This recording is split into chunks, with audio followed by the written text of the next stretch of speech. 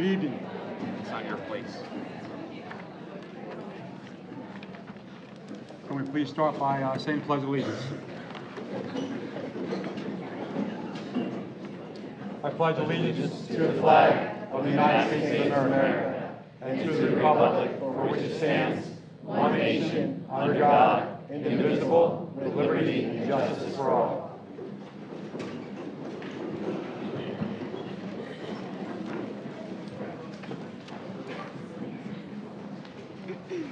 Adequate notice of this meeting. Anybody hear me? Adequate notice of this meeting was advertised in the Edgeworth Press and the Beacon on January 1st, 2024, as revised and advertised June 19th of 2024 by posting notice in the Fork River Post Office and the local Harbor Post Office and by filing a copy notice with the Lacey Township Clerk as required by the Public Meeting Act. Roll call, please. Mr. Bell? Here. Mrs. Armato? Here. Mr. Conity? Here. Mrs. Walker? Mr. Armato? Here. Mrs. Claus? Here. And Mr. Peters? Present. We have a quorum. So we are going to skip resolution number 5. We don't need to do that resolution tonight.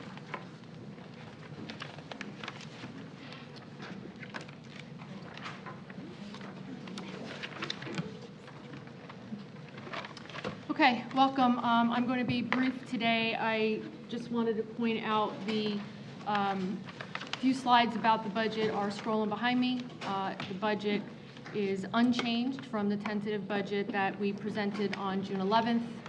Once again, I want to thank this board and the administration for the hard work. By far, one of the most difficult budgets we've ever had to put together. I think that what was very helpful was the fact that we were able to have 5 budget workshops where the board was able to have open discussion and dialogue about the budget publicly. Those took place on Wednesday, January 17th, Tuesday, February 13th, Tuesday, March 19th, Tuesday, April 23rd, and Tuesday, May 7th. And that was one of the board goals that we've had for the past 2 years, so I'm happy to say that we met that goal. And then on a separate note, we had 2 beautiful graduations the past 2 days.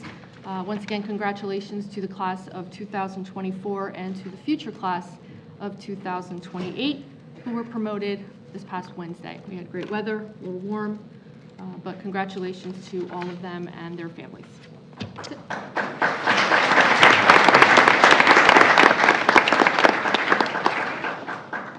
So next, we're going to move on to public comment. Before I read this notice, I'm going to ask, I'm sure there's a lot of you that want to speak to the microphone, that we're courteous. We keep it to 5 minutes. You'll get 1 time to speak. At the end of 5 minutes, the timer will go off, and I have to have a seat. And I'll go to the next person, and I'll bring people back as we go. An audience member wishing to make a comment will raise his or her hand when called upon and state their name, address, and affiliation, and intention to make a statement. Comments will be addressed to the board president. Comments will be made on 1 issue at a time. Comments will be limited to 5 minutes. No audience member shall be recognized twice until all have commented and wish to be recognized. The portion of this meeting is for public comments only. There will be no questions answered. The purpose of this board meeting is to perform our business in public. Everyone is entitled to a public comment. If there is a question for the board, there is an established chain of command. Follow. Would anyone like to speak under public comment? Yes. If you're a student, I just ask you to say that you're a student and not your name and address, please. Thank you. Is the timer started? Or- It's okay. Good evening, Board of Education. I'm a student of Lacey Township High School, and I have been working tirelessly throughout these circumstances. I've created petitions, went to the State House for over 6 hours, and have been at almost every board meeting. If I wasn't here, I was working. I stand before you today to urge you to please vote yes for the budget. Yes, raising the taxes isn't the best, but it is our best option. If you're here for the kids, then you know the best option for us. This will help us tremendously get through the rest of our high school careers. Please vote yes not only for my future, but for my brothers who just graduated the 8th grade and for all the students in our district. We need your help and we urge you to vote yes. Lastly, I'd just like to thank Dr. Pereira, my mom, Mrs. Edgeworth, Logan, and many of my other friends that have also worked nonstop with me. Thank you so much. Thank you for your comment.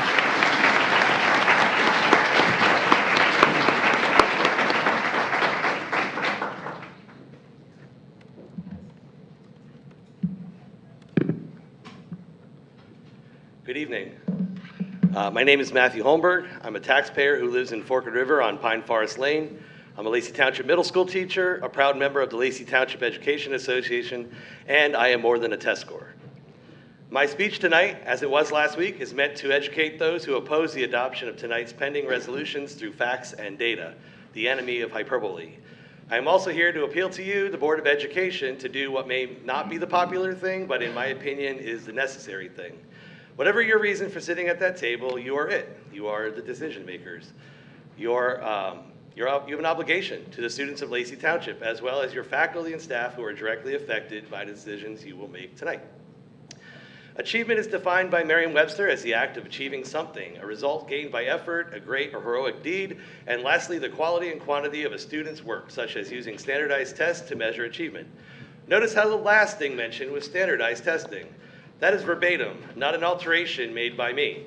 The last two evenings, I had the pleasure of sitting with our Board of Education members, district administrators, building administrators, and colleagues as we promoted our 8th graders up to the high school, and we said farewell to our seniors, now proud Lacey graduates. Each ceremony included speeches about the accomplishments and achievements of the former 8th graders and former seniors. Things mentioned included arts and sports accolades, scholastic achievements such as our math league students, concerts, drama club productions, and how the school community came together to mourn the death of 6 of our students and lift each other up. Achievement sometimes looks like children having to grow up too quickly to process death while trying to press on and be the best students and humans they can be. But yes, let's talk more about test scores. I am a child of the 80s and 90s, way before No Child Left Behind started the standardized testing movement. At best, we took the California Achievement Test. I was a poor student and an awful test taker, but it did not and does not define me. I stand before you today with a bachelor and master's degree, and I am currently pursuing a doctor of music education degree. We should extend the same grace to this generation of students that was extended to me, and not let a standardized test score define them or our schools. They are more than just a test score. We are currently faced with a decision with no great outcome, which was not caused by me, my colleagues, this administration, the Board of Education, or the taxpayers of Lacey Township. No, the decision to continuously take away state aid lies directly on the shoulders of our governor and our lawmakers. We still don't know why they funded our school district so unfairly, and we certainly did not ask our legislators to put the burden on our local taxpayers, but this is the solution they gave us. Notice how this has nothing to do with student achievement. Some people like to stand here and conflate this issue with their perceived lack of student achievement. However, these are mutually exclusive things and should be treated as such. It does not stand to reason that removing more money from our schools will somehow make them better and achieve more. But I can tell you that losing more faculty and programs for our students will have the opposite effect. I have taught in Lacey schools since 2004. It's always been a unique source of pride that we get the job done of providing quality education to our students at much less of a cost than other districts just like ours. How does that happen? Well, over the last 20 years, the average tax increase, including the proposed 9.9%, comes to 3.6%. Yes, you heard that correctly. Over 20 years, our taxes have increased an average of 3.6%. I distinctly remember years when the budget was voted on by the town and the budget failed with a 0% increase. I also remember a year where we followed a 0% increase with a negative % increase. I watched my colleagues who are band directors around the state, including many in Ocean County, run their high school band programs off of double or more budgeted money. Several years we received obsolete equipment, color guard uniforms, and flags from neighboring school districts who needed to get rid of it to make room for the thousands of dollars worth of new equipment, uniforms, and flags that they got. Like the grateful younger sibling, we gleefully accepted their hand-me-downs so our children could look and be successful. For 18 years, I was a member of an Air Force National Guard band. Much of the equipment that resides in the middle school and high school band rooms was obsolete equipment that the Air Force was discarding, or from Air Force bands that were decommissioned. Some of my colleagues and I even went so far as to drive to Massachusetts to rent a U-Haul and pack it full of equipment from one of those decommissioned bands.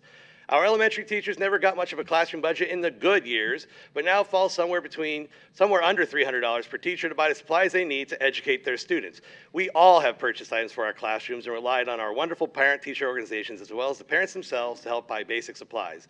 Additionally, all 9 of our music teachers buy music out of our own pockets each year to provide the experience our musicians deserve. So now, Board of Education members, it is your turn. A vote yes saves much-needed jobs and programs for another year. It reduces class sizes to increase student success, and it reduces the burden on the staff that remain faithful to this town, this district, and our students. A vote no obviously saves the taxpayers' money, but triggers catastrophic consequences. The irony here is that I'm standing before you asking you to raise my taxes, because as the saying goes, a rising tide lifts all boats. Please vote yes on this budget.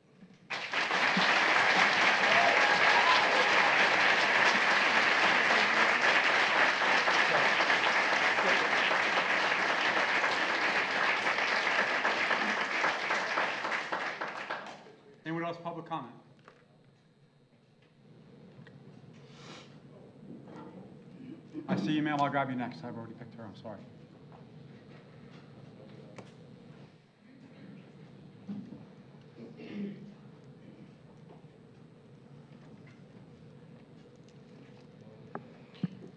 Good evening, Lisa Edgeworth, 49 Hilltop Drive, Lenoka. I wanted to address a couple things this evening. First, by putting on my glasses. First, I wanted to address something that was said the other day about us younger people seeing Seabreeze as a cash cow. That's not true. I don't know where that phrase came from. We don't see Seabreeze as a cash cow. When we all purchased our homes, every one of us, we knew the tax percent when we purchased that we were buying into with the value of our individual homes. If you feel your rate is inflated or too high or too low, your issue is with the township, not the school board. Everyone's taxes are going up the same percent, depending on the value of the home you chose to purchase. That's why your taxes might increase more dollar-wise than another. It's a terrible situation that should have been taken care of way before now. And this needs to be taken care of and taken up with Trenton. Our fight is just beginning. This is not the end. We need everyone in this lecture hall and reaching far out into Lacey to work together to fix our funding and budget issues. Secondly, the board members that are voting today, your vote should be a resounding yes. When you were elected to the board, we voted for you to take care of our children. You had a long time to figure out another way, and at this juncture, there is no other option. A yes vote is for our children. A no vote is against a quality education for every child. A yes vote is for the future of not only Lacey, but the future of our country. Our children deserve a quality education. Thank you.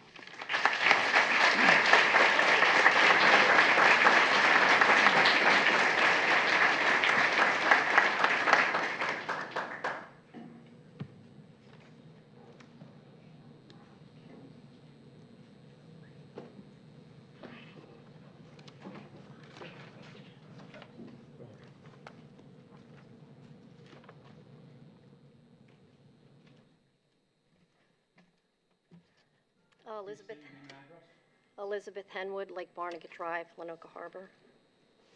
I watched the June 11th meeting online, and I heard Mrs. Walker, or Mrs. Downing, used to be Downing, state that she's 74 years old. She lives in a very small home with 2 bedrooms. She works part-time just to bring in extra money. She took an oath 30 years ago to protect the children, and she'll be damned if this doesn't go through. So when I heard that, I thought, let me just check this, because my mom is also a senior. She's 89 years old. She lives on $11,000 a year. And yes, Kim, she has the frozen taxes, but she still has to come up with the $8,000 up front before they get the refund. So you can do the math on that. So I looked up Mrs. Downing's information because it's public information online. And as of December 2021, her pension is $9,000 a month. No less. Okay? Maybe it's more by now. No. And common sense, I'm assuming she gets Social Security, that may be about $4,000 a month. So that's $13,000 a month. Okay, my mom is living on $11,000 a year. I also have a neighbor who is paying $1,700, or was, because he's dead now, $1,700 a month in health insurance. He had cancer. He worked up until the end. He was bent over, whatever condition he had with his spine. He couldn't stand straight. He did plumbing work. He missed his cancer treatments because each treatment cost him $700 every time he went to the oncologist. He wouldn't go to the hospital toward the end. He was in very bad condition. He wouldn't go because he didn't want to lose his house or his truck.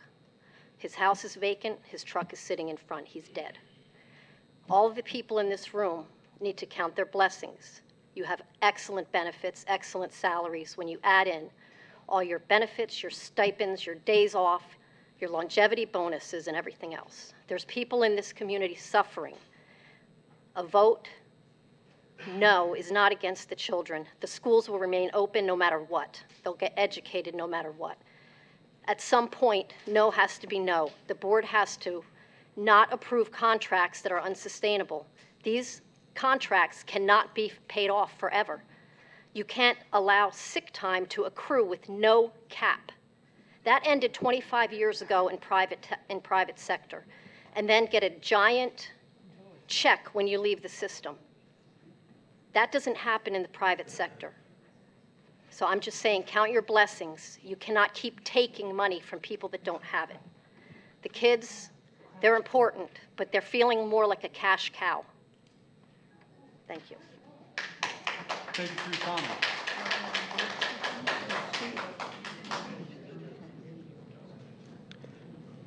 Can I just remind everyone to please not speak or whisper when someone else is talking, because it does echo and amplify down here, and it's very difficult for the board to hear the person speaking. You might be whispering to the person next to you, but it's amplified among the room and then gets directed down here. It's very difficult to hear. Thank you.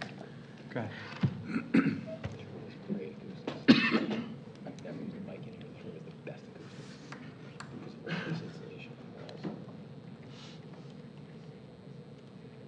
Hello.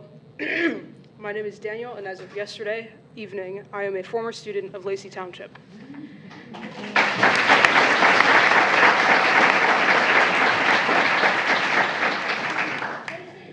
As a student, I have seen the highs and lows of my peers. I know that some on and off board may see my words as ostentatious, for I plan on leaving for a college out of state, and I do not own property. The tax increase doesn't affect me. However, its aftermath does affect my friends and my family, both my blood and those I call brother and sister. I have seen the effects that good staff and programs have on these children firsthand, and I can assure you it is imperative to these kids' growth. No one wants a tax increase, but the students and the teachers in front of you are worth every single penny. And sometimes the right decision is not always the easy one. Some speak before and after myself of their disdain for the increase, and some can't or won't. So I ask not just the board, but the people of this room, what precedent are you setting for these kids? Do you want to teach them to skate by in life and survive? Or do you want to teach them to live?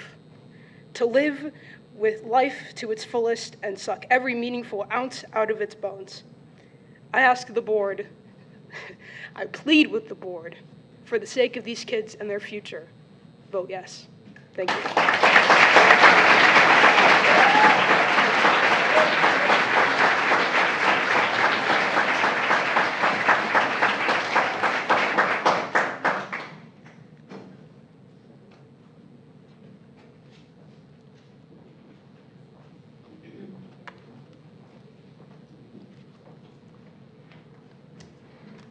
Hi, my name is Marissa Maslin. I live at Maxim Drive in Forked River. I decided to speak today because I am a teacher, but I am also a parent and a taxpayer in Lacey Township. Before I share my opinion about the financial sacrifices that the state is forcing us to make, I would like to share that as a teacher, I am not just a test score. As a self-contained special education teacher, my students work hard to make incredible gains each and every day that most people would just expect to happen. For example, my entire class was able to successfully participate in their kindergarten awards ceremony with their typical peers on Tuesday, and their parents were able to proudly watch. People, especially those with no educational background or experience, who continue to reference state testing and achievement scores, are being disrespectful to not just the staff, but also the students who are working hard to make various kinds of progress that are just as important as those test scores, if not more. I have a thick skin and I can ignore these criticisms because I know the hard work that they put in every day, but my students and their families shouldn't have to. My husband and I decided to move to Lacey as newlyweds because of the small town community feel. We loved that people grew up in Lacey and stayed in Lacey, and we wanted our children to have those same feelings as they got older. As I stated, I am a teacher here in Lacey. My husband works in finance. I also have a second job. Of course, we would prefer our taxes didn't have to go up. However, we see the incredible need for this tax increase for the best interest of the future of our students and our community. If this is not passed, it is projected that we will lose an additional 50 staff members, not counting the ones that have already lost their jobs.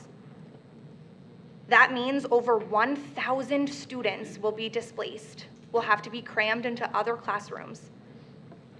Field trips and participating in extracurricular activities will be gone. Access to supplemental and engaging materials will be more limited. Our children deserve average size classes, not low, average. They deserve to be involved in extracurricular activities and sports and go on field trips. If we don't provide this now for our students, it will affect our community. We will be losing the pride our future generations have in our town. No one will want to stay here. No one will want to move here. No one will want to raise their families here. And the community aspect in Lacey that everyone loves and is talking about will change. I understand the sacrifice and changes that people may have to make due to this increase because I am also one of those people. But right now, we need this fix. There is no other option right now for the children of Lacey Township for the 2024-25 school year. Our district did their best to fight and advocate for ourselves to the state, and this was the only option that was given to move forward. We need to keep fighting to get a better, more permanent solution. The employees and families of the Lacey Township School District have already proved that they're willing to fight. My only hope is that all of you on the Board of Education, along with the taxpayers, will not only support our schools and put the best interest of our students first this coming school year, which is what everyone was elected to do, and pass this vote, but also continue this fight to the state because that would be a true community effort. Thank you.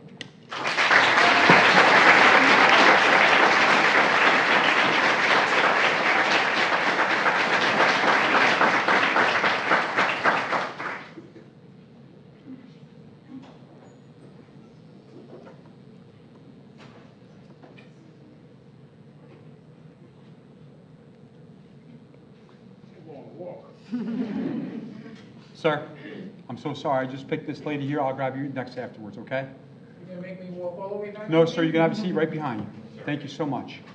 I'm calling on people. I'm trying to be as fair as possible. I'll let you go right away. Thank you so much.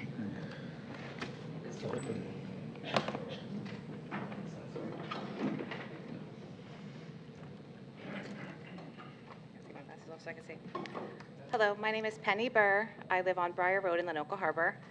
I am a teacher here in Lacey since 2002. I have 3 kids, 2 graduated already, and 1 is in high school right now.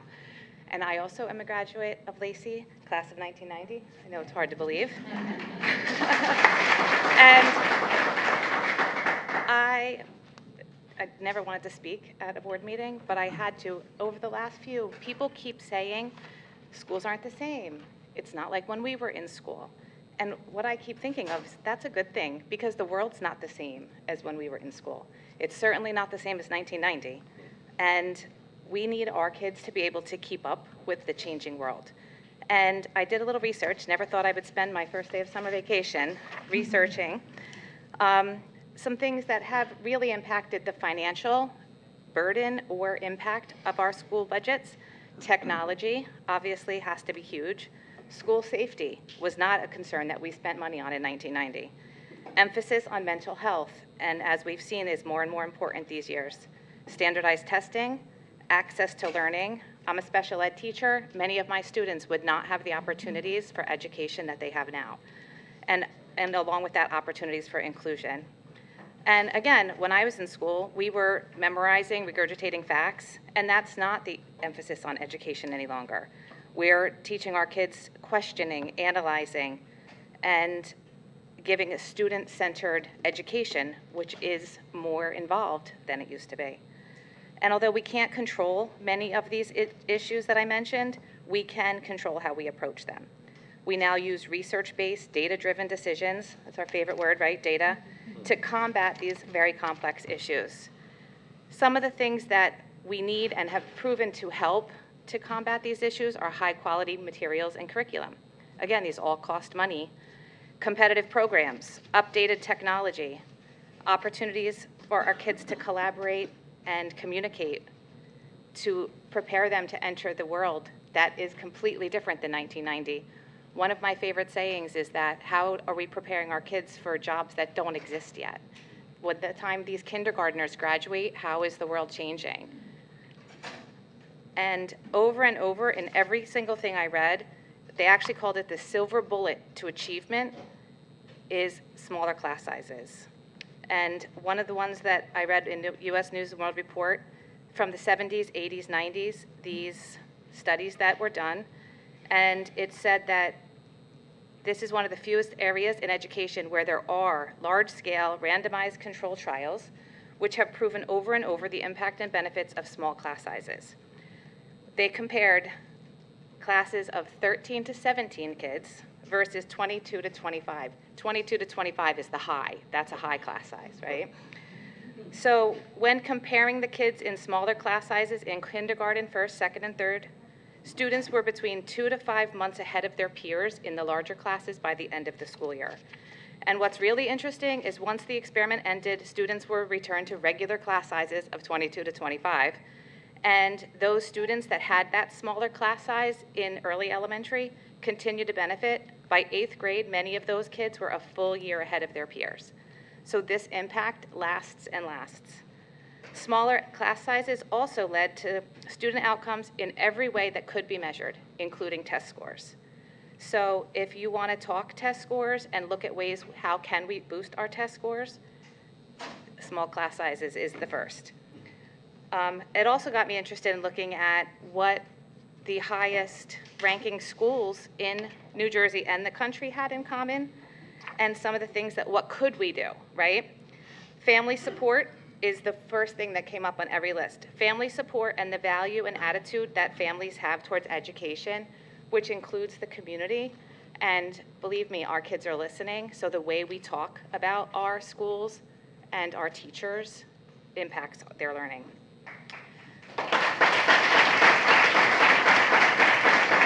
Many of the schools have selective enrollment and or admissions testing, which you can't compare. Many come from affluent areas, which besides the obvious more money, often those parents are educated and support education, which again is the same theme. Smaller class sizes came up over and over. Student attendance, teachers teaching fewer classes or subjects, which is interesting because as we cut and cut and cut, our plates are getting fuller and fuller. We have teachers getting pulled for their prep. We get bigger class sizes, and it definitely impacts. Thank you. Thank you.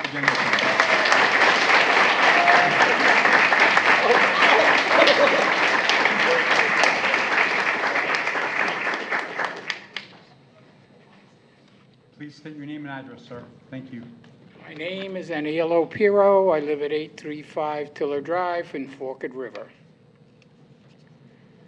So I'd like to give you the benefit of the doubt as to the inability to anticipate the issue that occurred with regard to state aid and put you in this predicament and leaves you no choice but to do what you're doing. The real issue is, now what? What are you going to do to anticipate the same thing occurring next year? What is going to happen to the taxpayer next year? Is it 9.9 on top of 9.9 on top of 9.9? Where does it stop? It's interesting you sit and let the teaching staff tell you how great you are and what you need to do. You know that. They know that. That's not an issue. The real issue is, what are you going to do to change the situation so that it doesn't happen again? Do we know? Do we have a clue? Do we have an answer? Can you tell me? The 9.9 is this year Correct. because of the bill. Tell me what you're going to do to make sure that your expense, assuming the state aid remains the same. What are you going to do then? Do it again, 9.9? So to answer your question, 9.9 is because of the bill that the governor passed. Correct. The 2% cap is re-implemented moving forward. We all acknowledge what the Lacey schools have to continue. The question will become, how do you make them continue if you don't get the state aid next time like you didn't get it this time, because the tax base will never be able to sustain this year on top of year? We keep fighting the fight against the Okay, state. good. Okay. Tell that to the woman whose mother is working. Okay, thank you. I, by the way, am 81 years old. When I went to school, both in grade school and in high school, I had 35 kids in my class, and that was not considered a big class. Thank you for your time, sir. Thank you. Next, public comment. Please.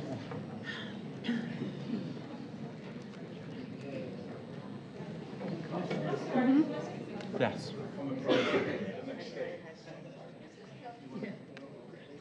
Were you above and behind her, sir? You probably thought I was pointing to you, so I'm sorry. Go ahead. All right, thank you. Please state your name and address, sir. Jim Hughes, Regina Avenue, Forked River. I had something longer written out, but I'm going to shorten it because there's a lot of people here. You have a 5-minute time period, sir. So Okay. if you go over that 5-minute time period, I'll stop you and then bring it back up. Okay, that's okay. The first thing I did want to mention quickly is about 10 years ago, I was asked to career day for the middle school for, I think, a bunch of fifth graders who were full of questions and excitement about what's it like to be an electrician working on top of a 70-story building. Had a lot of interest in it and stuff like that. But now we're at a high school where these kids are going to be leaving soon. And what are we doing to prepare them? Maybe we should have something like that what people from the professional fields, medical, corporate, so on and so forth, give them a real idea what it's really like, not just out of a textbook, but what it's like to walk into a room with 50 electricians who are all now in charge of you, and also your teachers. And in turn, I later became the teachers for my apprentices. What happened with me was, after about a few decades, I ended up working after the months after 9/11 down by ground zero, and my career shortly afterwards stopped suddenly. So I'm just curious, like if there's a way to outreach to, I would come in and talk to them, because when I graduated high school, Bergen County, we had plenty of money for the budget, everything else, but we weren't really that prepared. The kids who were going to college were fine, but the rest of us were, schlubbing around. Thank you for that offer. I appreciate it, sir. But anyways, I watched the June 11th meeting, and I was really disappointed to see, there is people who are speaking for us, the taxpayers, I'm saying, because I had to retire on half a pension. I left 20 years early. I didn't want to, but I had to. So there's other people who were struggling also. So I'm just, on behalf of the taxpayers, we have a few voices, but that June 11th meeting, they were just shouted down and stamping on desks and stuff. I mean, I thought bullying wasn't supposed to be taught in schools, but it seemed like the taxpayers were being bullied during that.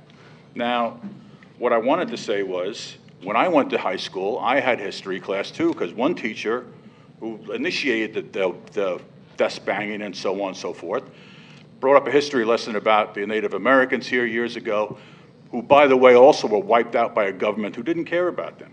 Now, what I learned in history class was no taxation without representation, where the founding fathers created this country on that principle of the people should not be taxed by a government unless they have a voice or a vote in that government. And except for the exception of 2 board members, which thank you, Cheryl and Sal Amardo, for voting no on this, because this is breaking the backs of people. We must find another way to do this. If little Johnny wants a new Mustang with a $60,000 performance package, he might have to go with a Ford Taurus for a while to get to work or school or whatever it is. So what I'm trying to say is we have to find another answer to this. It's just I don't know what I'm going to do. I don't know what a lot of other people, the woman with cancer, what are they going to do? It's not fair to us. It's also not fair to us that most of the people in this room are teachers. Everybody else who's paying the taxes are at work right now. And when that was brought up by a woman who lived here 50 years in the last meeting, the answer was, well, what if it's not fair to the night shift workers? I don't know any night shift workers who have come up here so far or to the town meetings and said, listen, this is not fair to us. I don't know if even one has, but there have been quite a few who have come up here who said, listen, people are at work. We feel outnumbered here. Everybody applauds and everything else. It's nice. And nobody's admonishing the teachers here. They all do a great job. But we need to do something else here. Like, in English class, I was given the book Animal Farm by George Orwell. Probably banned now, but in that book it said, all animals are created equal, except some animals are more equal than others. And that's the way we feel as taxpayers. We have no vote in this. And it's not right. Voting is a basic principle of this country. So that's my Reader's Digest version of what I really had to say, but that's pretty much it. All right. And I thank you for your time. Thank you for your comments, sir.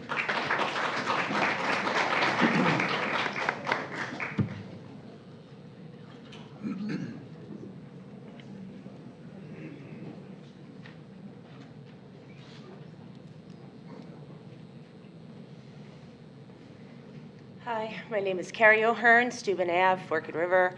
I grew up here, class of '84.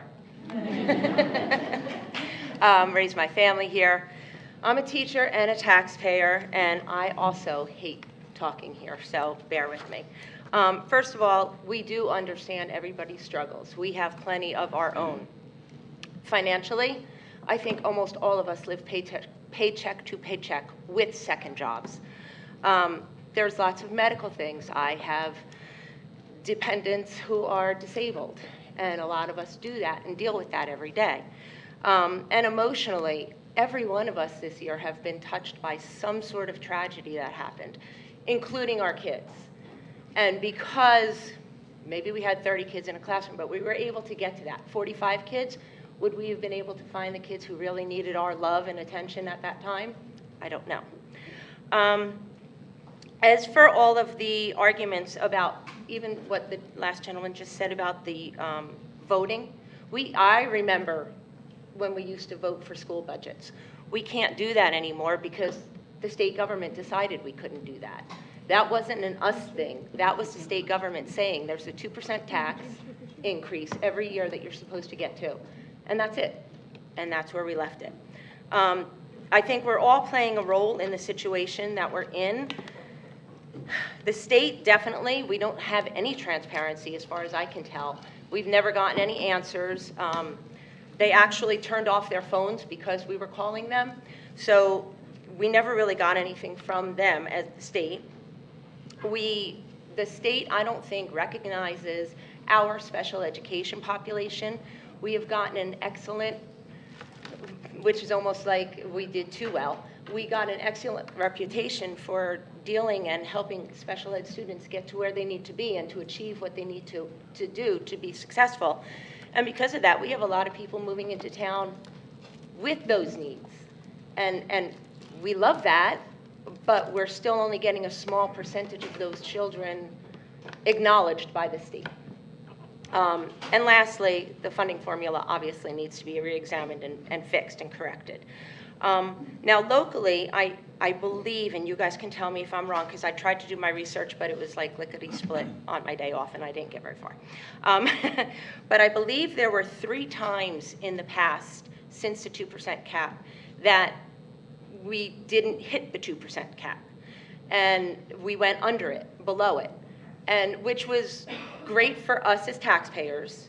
But in retrospect, it would almost be like if I were lending my friend money to pay the bills. And then my friend thought, well, as long as she's paying me money, I can go out and buy a new outfit or go out to dinner or take a vacation.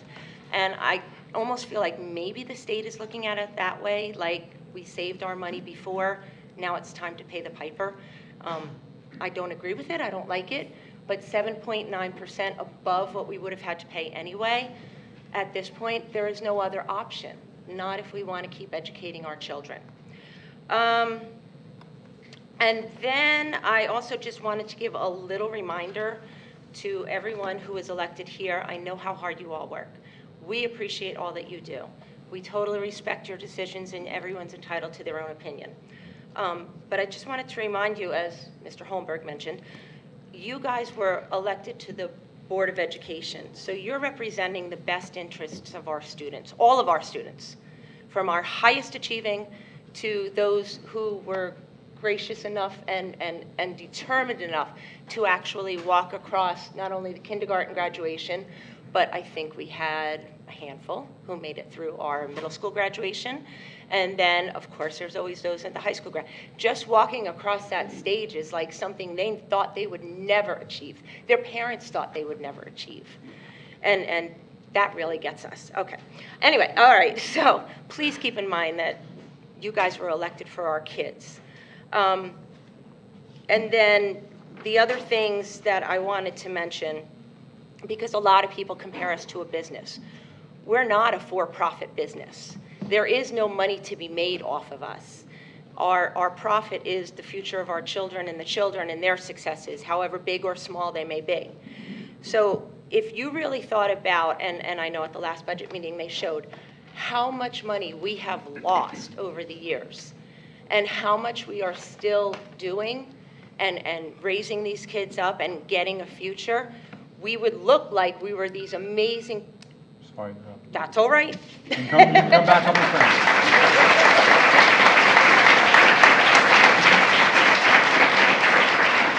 Anyone else for public comment?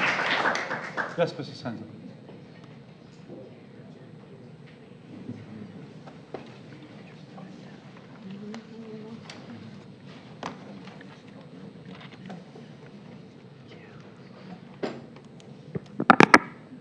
I might have to come up twice. Regina Des Sendas, Sunset Drive, Sunrise Beach. Did all the board members receive and read my email from Wednesday? I hope so, and I hope that an apology that I requested from Mrs. Miller is forthcoming. Yesterday, I also sent a legal document from the Commissioner of Education that you all need to read, please. I want to put out a few numbers since I did a bill review on Wednesday. Does any board member even know a ballpark figure on the monthly costs of district benefits? My guess on that question is no. So here you are. The Horizon Medical for June was listed at $850,899. Sharon had paid the dental bill early in May at $45,578. The Benta card prescription cost was $302,384. The total of those three benefits for 1 month added up to $1,198,861 in district costs. The teacher staff contribution for June was $203,714. The grand total paid out $1,402,575 for 1 month's benefits costs. This is a huge portion of the budget without any salaries. That's something that needs the thinking cap on much tighter. If anyone wants that last figure of teacher contribution, you must request it from the business administrator because it is not published anywhere on your agenda documentation. I always asked for it. It's a very heavy-duty cost for benefits and a very nominal contribution from staff, in my opinion. And a full year is just astronomical. And remember, that doesn't include a penny of salaries. There has to be some way to cut back. This 9.9% property tax increase Band-Aid is not sustainable. This tax increase is driving people out of this town and will lower home values. I even got an email from someone who said they were definitely going to sell their house. I'm beyond embarrassed that not one single one of you was able to gain control over the staff on June 11th. It was truly shameful, and that meeting is spreading all over town like wildfire on YouTube. Mr. Peters, I have to tell you something. Yes, indeed, it is true. I nominated you to fill a vacancy on the board some years back, but I never told you why. I nominated you because I knew you'd show up, and that you do. Great job keeping the seat warm. But as for your knowledge and training, sorry, you're getting a 0. You do the bare minimum state-required training. I know you work, but you have to try harder. I'm not even sure you understand the training based on some of the questions you've asked over the years, but you managed to become board president. and bring some shame upon this district on June 11th.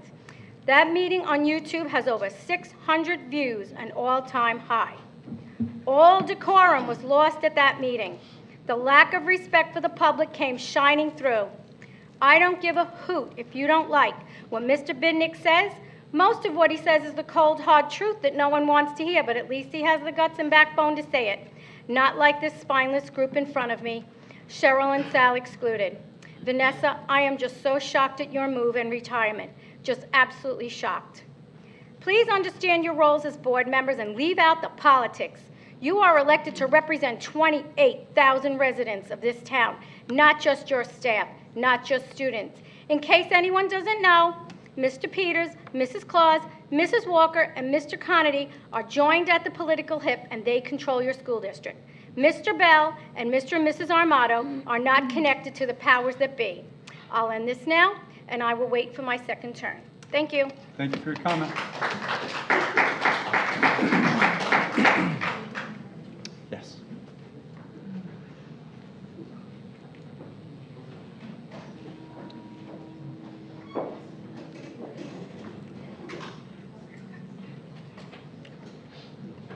All right, my name's Tori Friday. I live on Brentwood Road in Forked River. I'm here today as a parent, a teacher, a tax-paying resident, and alumni of the Lacey Township School District. First, I would like to say my children, my students, and myself are more than test scores when it comes to achievement. I am honored to witness the greatest achievements every day in my own self-contained special education classroom, and there's no standardized test score to show these massive milestones. Achievement is a nonverbal child using a form of communication. It's a self-contained student joining their typical peers for recess. It's someone making eye contact, following two-step directions, walking in the hallway. I could go on. It's so much more than test scores, so I hope our staff and students are never referred to as subpar or low achieving again, because I am proud every single day of my colleagues and my students, and they are all worthy of a proper education and school. As a parent to 3 children in this district, I witnessed the dedication and hard work of our teachers and staff. As a teacher here, I feel the impact of budget constraints on a daily basis. We are doing the best with what we have, but the reality is that without adequate funding, our ability to offer diverse and enriching programs is severely limited. If this budget does not pass, we are facing too many cuts to staff, which will lead to outrageous class sizes, less extracurricular activities for our children, and so much more from what they have already been stripped of. The district has fought and worked tirelessly with the state. This is the only choice left. As a resident, I understand the concerns about increased taxes. Nothing has been easy financially for anyone. My husband and I both work more in addition to our full-time jobs. I work during the summer, and my husband is a musician working nights and weekends. Necessities have all increased by no choice of our own. I understand this. Groceries, gas, bills, just the general cost of living, yet we move on, we just complain, because they're necessities. We tell ourselves we need them. There's nothing we can do. Our schools are just as important. They're just as necessary. Our schools, our children, our future is the most important thing right now. The benefits of investing in our schools far outweigh the costs. Quality education attracts families, boosts property values, and creates a thriving, vibrant community. But in the end, the children are who deserve it. But finally, as an alumni of this district, I can personally attest to the life-changing power of a well-funded, supportive school system. My parents moved to Lacey nearly 40 years ago because of our school systems. The education I received here laid the groundwork for my success and installed values that I carry with me to this day. It is my hope that we can provide the same, if not better, opportunities for the next generation. This is why I stayed in Lacey. I strive to teach here, and I'm proud to raise my 3 children here, but they deserve more. The proposed tax increase will ensure that our schools can maintain and provide the resources needed for innovative and effective teaching.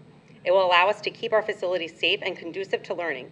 It will enable us to support students. Our district cannot afford to deny this budget. We have already faced too many cuts and simply cannot afford more. Board of Education, I beg you to join me in supporting to approve the school budget today, to come together to show that we value education, that we believe in our children, and that we are committed to building a smarter and stronger community. This is about our children, our future, and I hope you all see that. Thank you for your comment.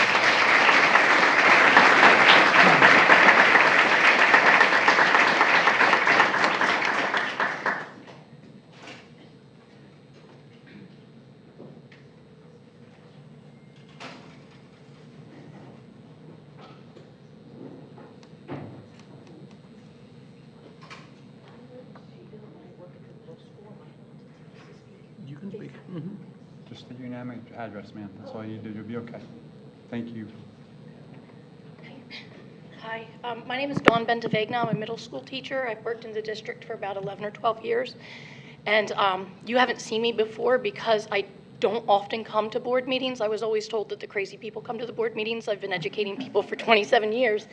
And I just never thought of myself that. I didn't wear the black shirt today, but I am here of support.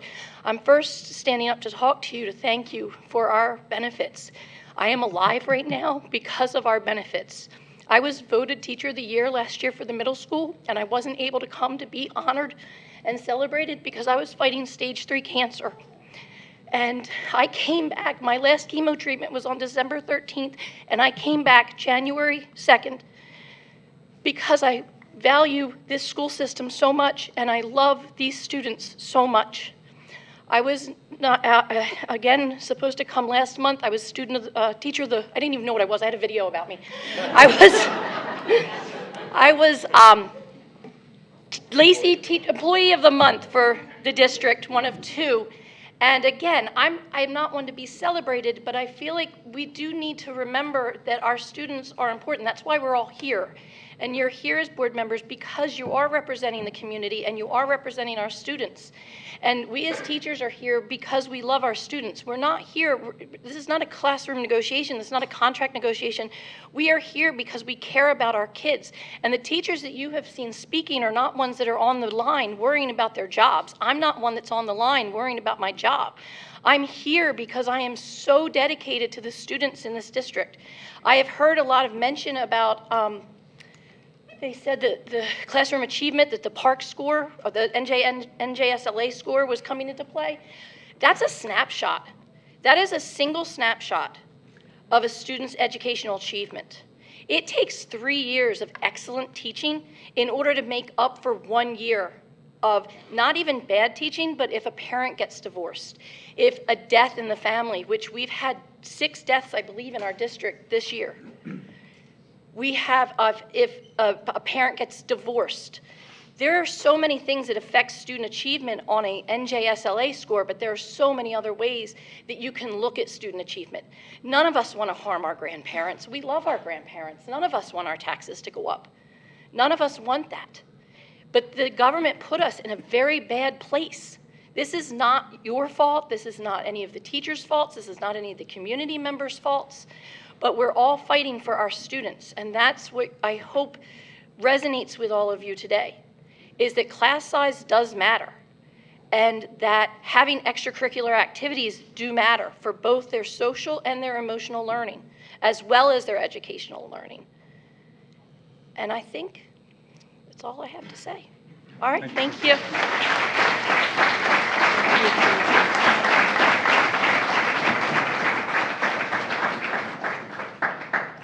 Yes, ma'am.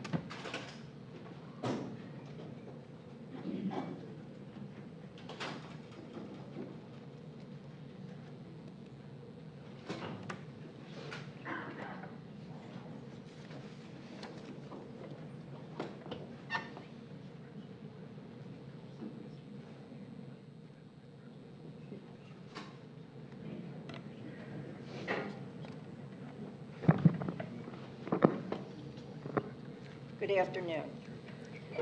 My name is Linda Miller, 1933 Glen Oak Drive, Forked River.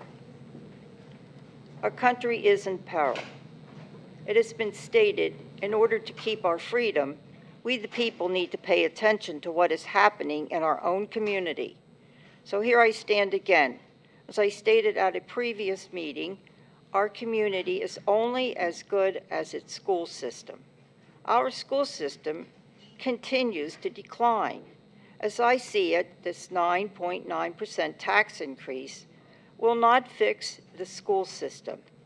This school system that is in peril will pull our community down with it.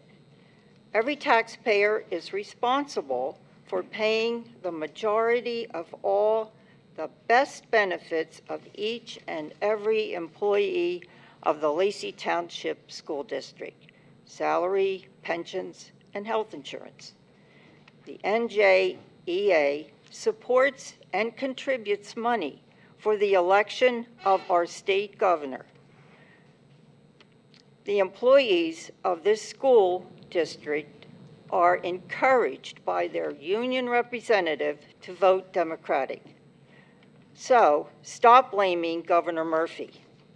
Hence, 4 members of this Board of Education are pushing this 9.9 taxation onto our community without a referendum. Please reconsider your yes vote, make it no, for the sake of this town. Thank you.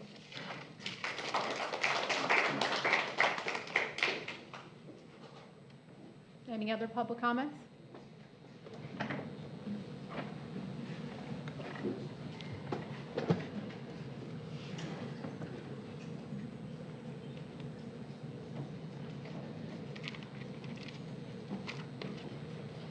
Hi, everybody. John Satell. Got to raise it up here. South Street, Lenoka Harbor. And my children are more than just a test score. First, I want to congratulate all the students that graduated from the high school, middle school, and grammar schools across our district. That should be congratulated. They say if you don't learn something new every day, you're not doing it right. And I, as an IT administrator, hold kind to those words every single day of my life. Where does that start?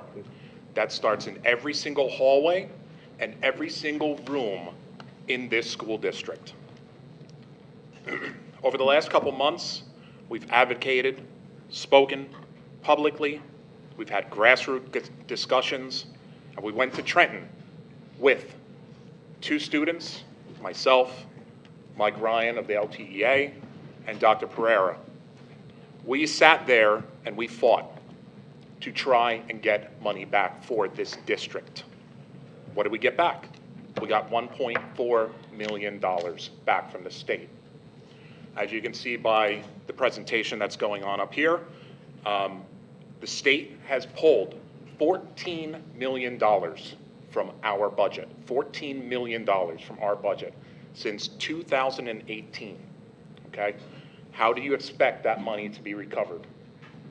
And while we were out in Trenton and we asked senators in passing, because some didn't want to hear what we had to say, why? Why was that money taken away from us? That money was taken away from us and given to other districts. Why? Nobody was able to give us a single answer. This budget, it's a temporary solution. It is a solution to keep the doors open. It is a solution to move forward, but the job is absolutely not done yet. Advocacy is what's needed. We, as a community, need to keep putting the pressure on Trenton to restore our funding and get that money that was taken away from us brought back to the township, so we don't have to pay the additional taxes in future years. We keep hearing everybody say, what's going to happen in the future? What's going to happen in the future? We don't know what's going to happen in the future. Nobody knows. I don't know what's going to happen tomorrow. Do you? We don't know. The only thing that we can do is we can sit here and we can advocate for this. Everybody. That's not just parents. That's everybody in the township. This is our teachers. Our Board of Education should be advocating for everything that we need to do in order to not have this money taken away from us so we can move forward. The unfortunate thing is, we're out of time. The taxes have to be raised. And it's unfortunate because of the money, you can see up here, that was taken away from us. So, what I say is that this needs to pass.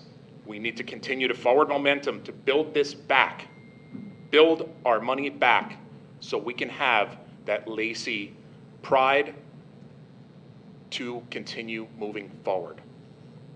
We've worked too damn hard and we've had too much time go by to say that we have to go back to the drawing board. I keep hearing this over and over again. We need to go back to the drawing board. When? When was that time? That time has come and gone. 6 months ago, 10 months ago, 12 months ago, that would have been great. but we are past the time. The extension that was given to us, and not just us, this is other districts too, the time has passed. We don't have any more time. So I'll leave you with this. Are our groundskeepers and maintenance workers in the district worth the increase? Yes. Are our transportation employees worth the increase? Yes. Are our food service employee workers worth the increase? Yes. Are student programs and activities and sport programs worth the increase? Yes, they are. Are our wonderful educators and are worth the increase? Absolutely yes.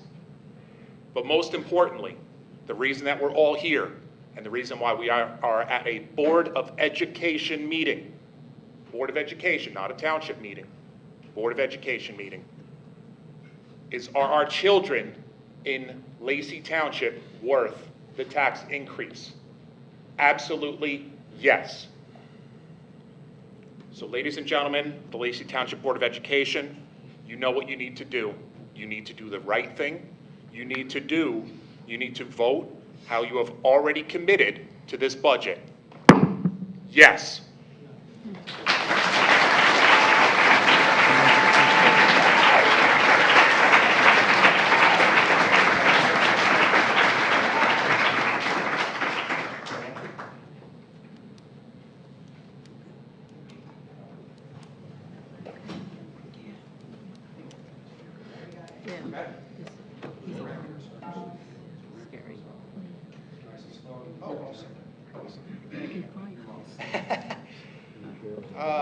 Well spoken. I actually enjoyed the last speaker.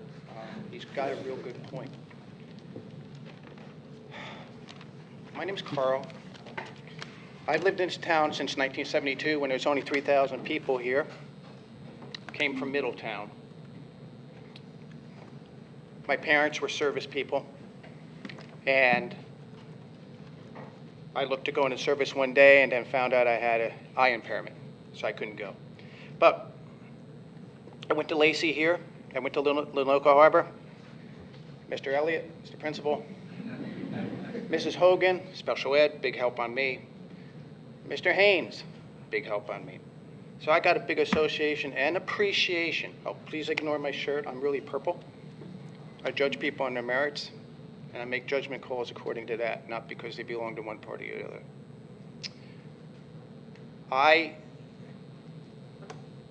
Monica DeVoche, good friend of mine, she helped me tremendously.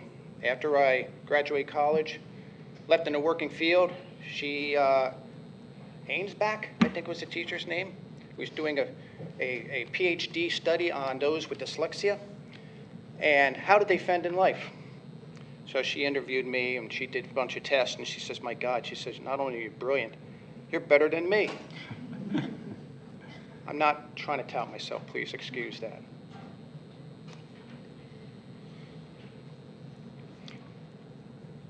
So I was able to take my dyslexia, turn into a good thing.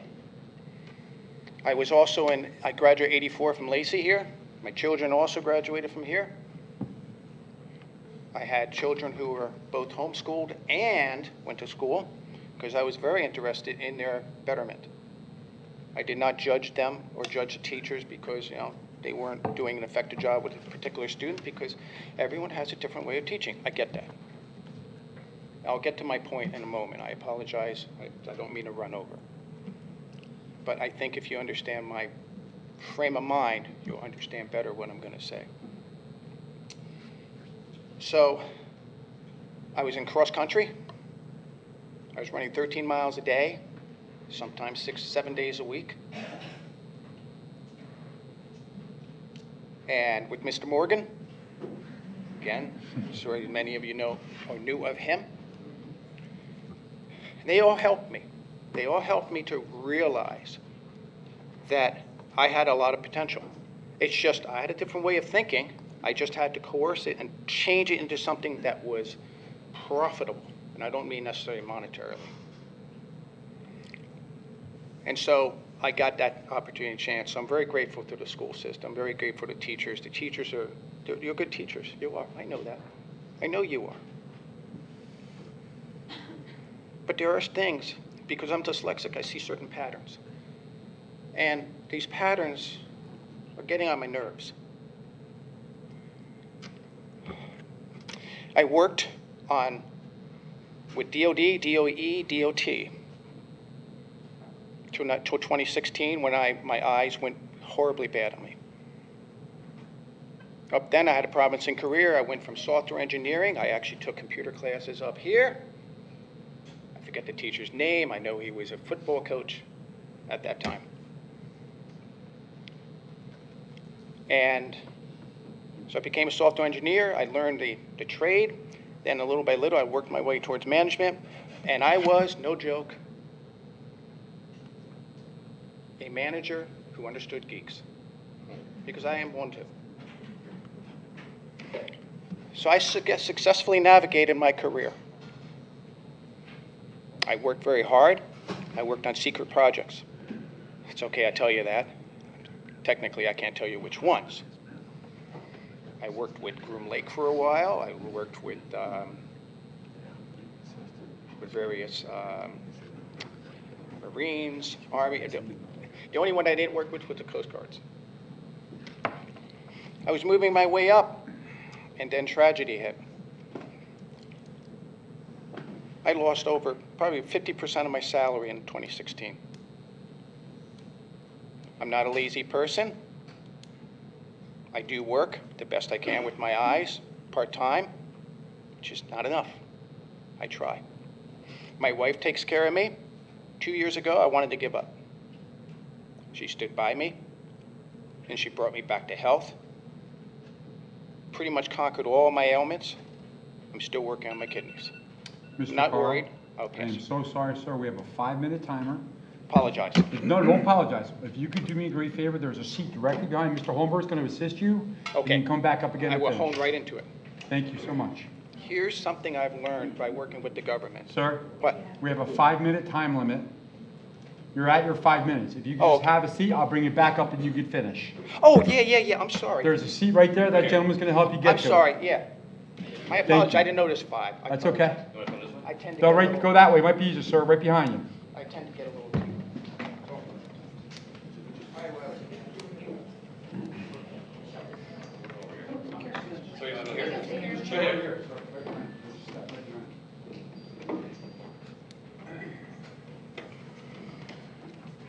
Good.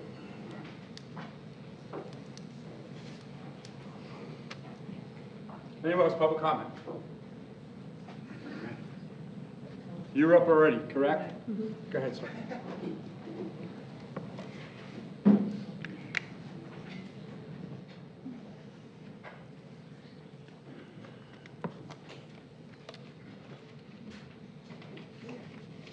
Good afternoon, everybody. Steve Sauter, 402 Cranberry Court in Lenoka Harbor. I'm back. Sorry. First of all, this is awesome. If you haven't looked around this room, this is fantastic, right? This is a community that's involved. Each of us is here for a purpose. We each have a reason. And LTEA, I stand behind you as a fellow educator, not in this district. I was where you are last year, all right?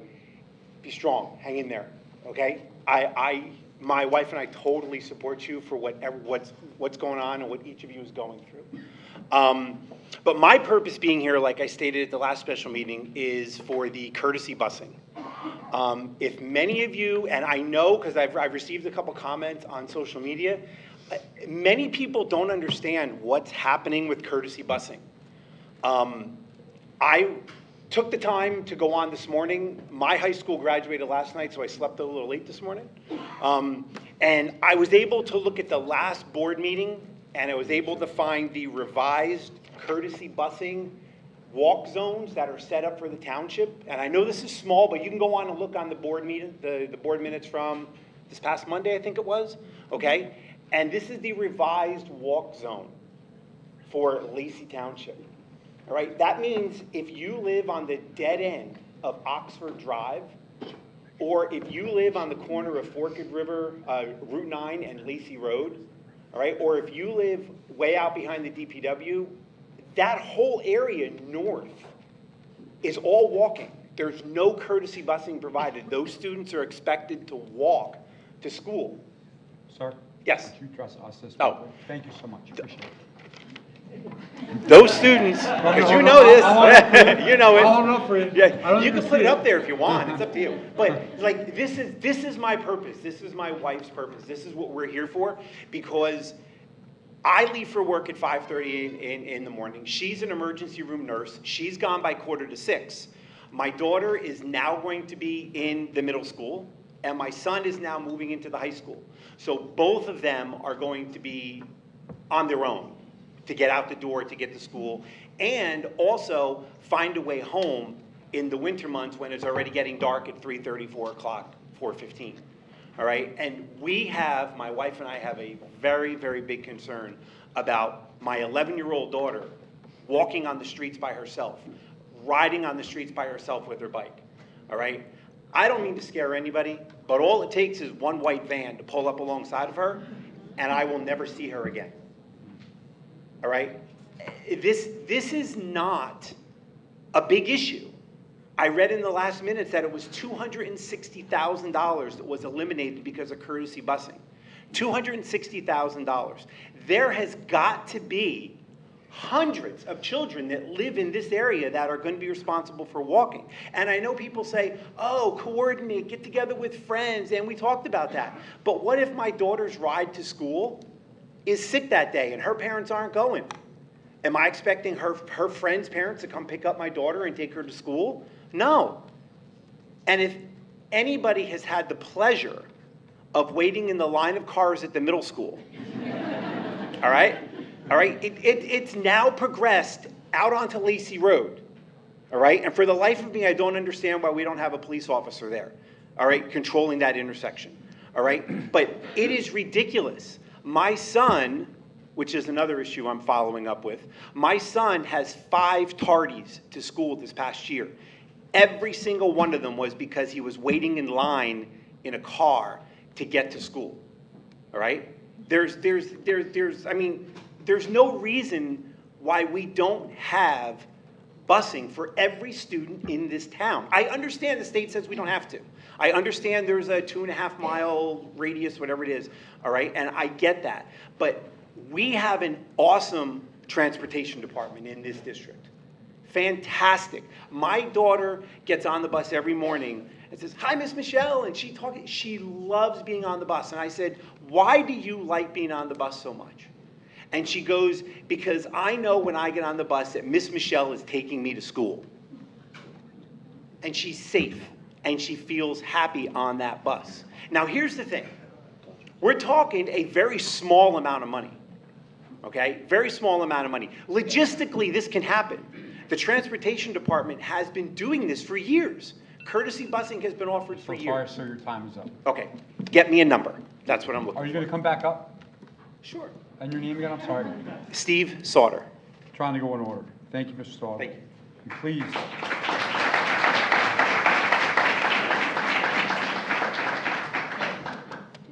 Anyone else for public comment? Anyone else?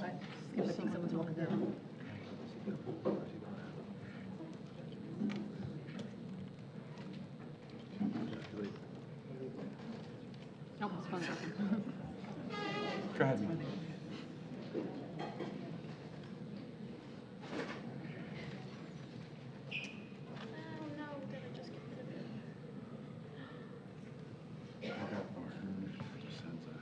My name is Lorraine Cow, and my address is 19 Renee Court.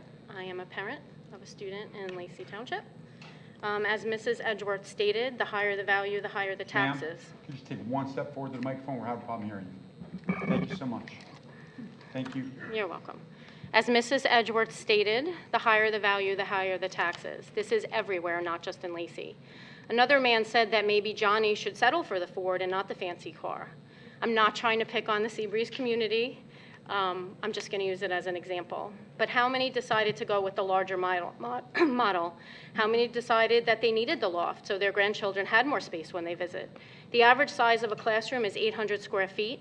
40 children, 20 square feet per student. That's 4 foot by 5 foot. Now add in classroom materials and desks and everything else we need for the students to learn. Now let's take away your loft and most of your rooms. Picture having a holiday with 40 family members in an 800 square foot space with tables and chairs and a couch. Would it even be conducive to a conversation, let alone learning? I just lost my place, I'm sorry. Now picture doing that 180 times a year. We lost too many students this year. How would your mental health be during those 180 days you were crammed into that room with your family? Think about COVID. Everybody wanted to lose their mind and you had an entire house. What if there was an emergency? Could it be guaranteed that everybody got out, especially if that room was on the second floor?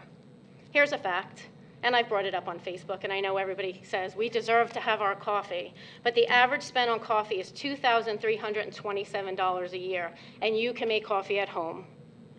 We aren't qualified to teach our children at home. The teachers are. Teachers are the most important profession in this world. They are the ones we hand our children over to, the most important part of our lives, and they don't deserve to have benefits. Have none of the taxpayers that are complaining ever had children? I'm sure most of you have. And they were educated, and who paid for their education? The people in the town. So it's only fair that our children deserve the same education, or actually a better one, because the world is different. And unfortunately for them, it's a harder one. School is the best experience that they can have to prepare them to survive, and for some, it may be the only positive place they have, especially the extracurricular activities and the teachers who run them. And how many students spoke about how teachers actually stopped them from taking their own life at one of the board meetings. We need to fight, and not just at board meetings, and we shouldn't be fighting each other. We should be fighting together, fighting the governor, because it will only benefit everyone. But where is everybody that's going to fight with us? Like, where are they? Everybody comes here, everybody posts on Facebook, and then where are they? So I am urging you to vote yes. I'm a single mom, I have 2 jobs, everything I do is for my kids. Someone on Facebook said, well, how much extra are you donating to the schools? If I had it, I would. I have paid for other kids to do things that couldn't afford it. I've done it, and I've gone without, and I've eaten peanut butter during the day, and I'm wearing the same clothes when I was a teacher years ago that I don't even really fit in anymore because the kids come first. So I am urging you to please vote yes. It's a safety issue too. I mean, it's too dangerous.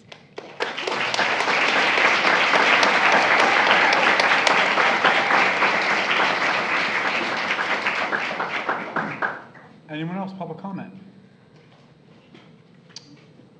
Mr. Benta? No, it's okay, I'm picking you. It's my meeting. Thank you.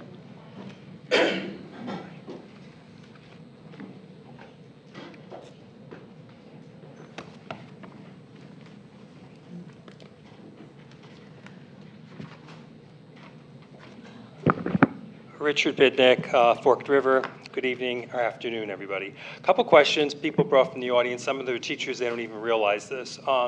First of all, the board can make the decision to have this go back to a public vote. They decided to go with the 2% cap. That is a decision that the school district can make, okay? Another question is about what a board's responsibilities are. Fiduciary is number 1. Policy and hiring a qualified superintendent. So to go on with my comments, simple no's for why 9.9% reason is illogical, and everything with me is logic. 1, it won't make anything better. Thinking logically, why would anyone want to spend this amount of money knowing you're not going to get anything better? Logically, it makes absolutely no sense. Number 2, a 9.9 tax increase will affect everyone in this town in a negative way. No one will escape it, not the homeowners or the renters, who will see and have already seen their estimated tax bills. When estimated 20% of our households of Lacey Township are now on food stamps, this will only hurt the population even more. It displays a total lack of empathy for all those individuals who truly are living paycheck to paycheck, which obviously are many. So are you going to save a few jobs or a few individual health benefits and hurt everyone else in the town? Another illogical decision. Number 3, a 9.9 tax increase is just plain wrong, considering that 4 people who sit on this board are making such a drastic decision for this entire town without voter approval.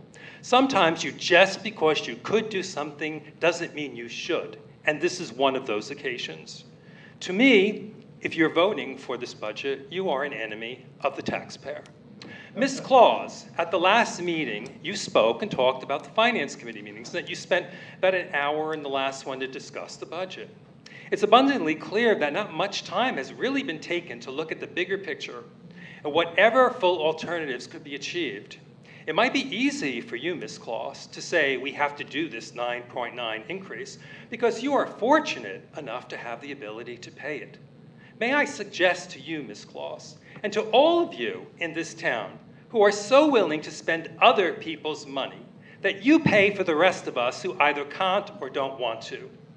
It really is time for people like you, Ms. Claus, to put up or shut up. Just do. The other situation that is quite troubling is this. The school board forced the masking of our children, quarantining them, and didn't seem to care what effects this would have on the children's education because they took an $8 million aid from the state to do it. I'm absolutely sure that when all the chips fall, that if this board did not approve this budget and had to make the tough decisions, that it would not be nearly as bad as what your kids were put through during COVID. To put it bluntly, the patient is very sick, and the treatment required is very harsh, but it needs to survive. This funding proposal increases like giving a terminal patient a cruel and painful slow death, instead of the proper treatment it needs to survive and thrive. And Dr. Pereira, you made a comment at the last board meeting stating that you would never, ever take any advice or recommendations from me. Well, that is apparently and abundantly clear from the mess this school district has become.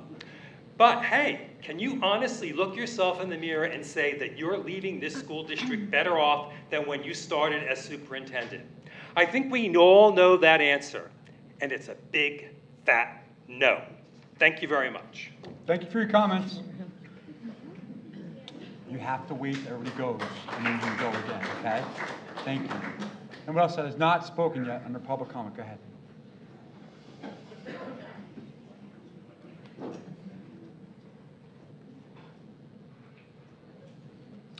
Please state your name and address. I'm really nervous, so. You're don't okay, mind take me. your time. My Deep name is breath and go. Siobhan. I live in Lenoka Harbor. I'm a taxpayer, a teacher, and most importantly, a parent to 3 small children. My husband and I have been attending board meetings over the years and have witnessed many changes during that time. The most important challenge being the reduction of funding and the resulting decrease in opportunities for our children and increased class sizes, which we've already experienced. We've listened to comments from some community members who perhaps don't have a full picture of our schools or an understanding of the way services have already changed for students due to the budget crisis. I've heard community members say repeatedly that it's a failing district, citing rankings and information that I'm not sure the speakers truly understand. As a parent, I've had a very different experience than these community members have declared. In the fall, we will have 2 children enrolled at Lenoka Harbor School. We have seen firsthand how important good teachers and administrators are to our children's learning experience. I'd like to point out that Dr. Brewer, who's here tonight, at Lenoka Harbor School values a well-rounded education and has provided our daughter with opportunities to be involved in the school community through Proud Paws, Drama Club, and Enrichment, or GNC, over the last 2 years. Additionally, our daughter has scored in the top percentile on the NWEA, which is a nationally normed test, and her achievements, bolstered by good teaching, some of her teachers who are sitting up there, exceed nationally normed grade level expectations by far. She is not the only student who has had these opportunities or shown this academic potential. When community members say that the district is failing and that the students don't deserve to be funded, I have to wonder what information they're basing that misjudgment on, especially if they are not parents of children who are enrolled. My daughter and her peers who show great potential deserve every opportunity for an enriching education. Her friends who struggle and students with special needs deserve and require even more. As parents, we've also experienced the Mill Pond School this year, where only mandated opportunities were provided to our son. He did not receive the level of educational opportunities that our daughter has at Lenoka Harbor School. Despite losing all enriching lessons in art, music, and technology, he still managed to thrive because of the efforts of his tremendous classroom teacher who exceeded all of our expectations. She simply was an amazing kindergarten teacher who managed a class of 23 diverse learners alone every day, all day, and who, despite the many challenges that group of kindergartners face, still managed to push our son to also achieve in the top percentiles on that nationally normed NWEA as well. It is an unreasonable burden that she faced this year, and in my opinion, an unsustainable workload moving forward. I worry what my future kindergartner will face when she goes to Mill Pond in a few years, if funding isn't improved to provide more support in those classrooms for our youngest and most at-risk students. I worry how my children at Lenoka will be impacted in September by increased class sizes and decreased opportunities for learning. Because our children and the children of our neighbors deserve a complete education, I'm asking the board to please approve the budget tonight. Thank you for your comment.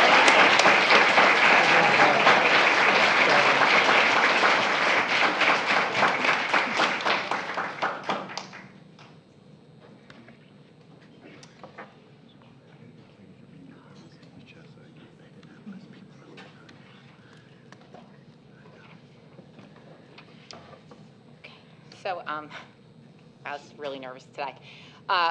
Before I even start my speech, my name is Mary Jo Iachetta. I am the Lacey Township Education Association president.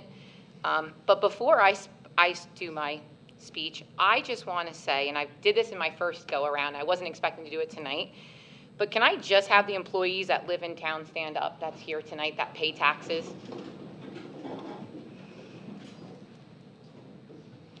So, and you guys can sit down, thank you, because I think the point was made.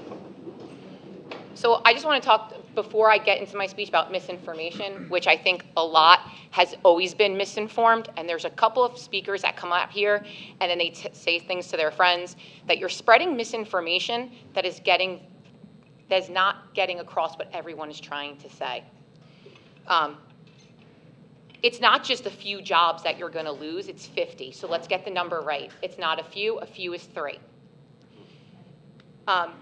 Dues for our NJEA do not go to endorse candidates. Those are people, that's money that people put in extra out of their own pockets that meet and as a committee and they decide. And let me just tell you this, Ocean County is a Republican county and our mayor is Republican. So those little misinformation that you're putting out there is detrimental, and that you're showing that misinformation is the only information that truly gets spread, especially on social media. So,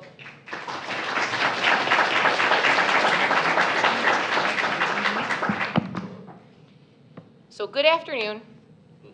Back to the regular program. My name is Mary Jo Iachetta. I'm the president of Lacey Township Education Association, and I am here to address the budget on behalf of the students and staff, as I know many of you are concerned as well. Our district is facing a challenging situation that none of us wanted to be in. We do not wake up and saying, hey, how can we make this go any worse? However, we have an opportunity to recoup lost taxes to support our school, maintain class sizes under 40, retain essential staff, and preserve programs. Passing this budget is crucial for the continued progress of our district as a whole. While this may not align with our initial efforts, and it does not, it is the reality we are facing. I urge the board to make necessary decisions to approve the budget, even though it may not be the most ideal scenario, and we understand that. Numerous staff, students, and community members depend directly on this budget. As you saw, as it affects most of you, as it affects the people that are still too young to even know how it affects them. Although there may be an increase in taxes, not passing the budget could lead to a decline in property values. So once again, One kind of hands out the other.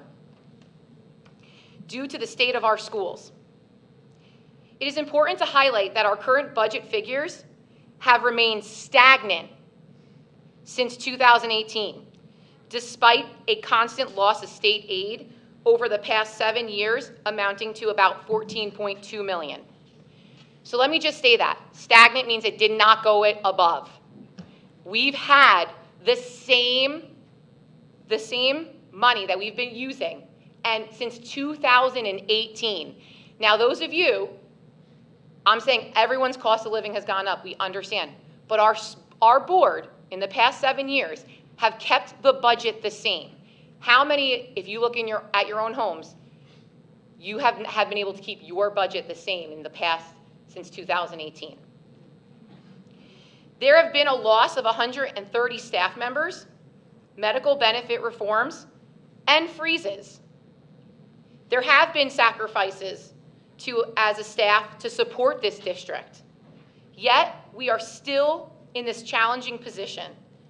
Further cuts would jeopardize the safety and education.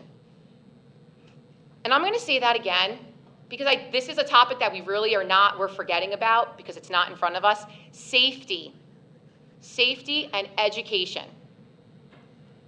All of the individuals involved.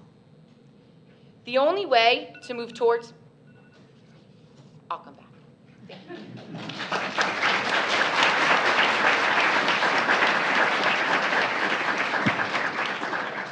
Anyone else in a public comment? You need to wait, you went up already. Anybody else first time speaking public comment? Yes, ma'am. Yes.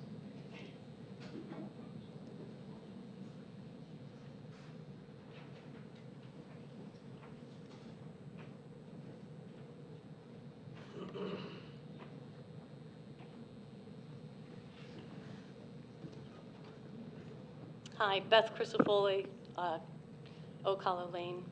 I sit here and I listen, and I never come up to talk, but I have to say misinformation. So my daughter came through this school district. She's a nurse practitioner. She lives, what a beautiful life.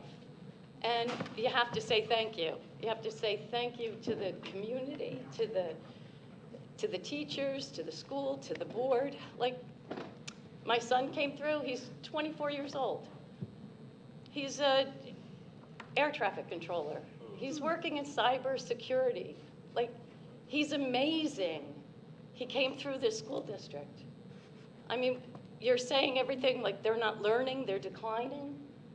He's protecting your rights. You can't get any better than that.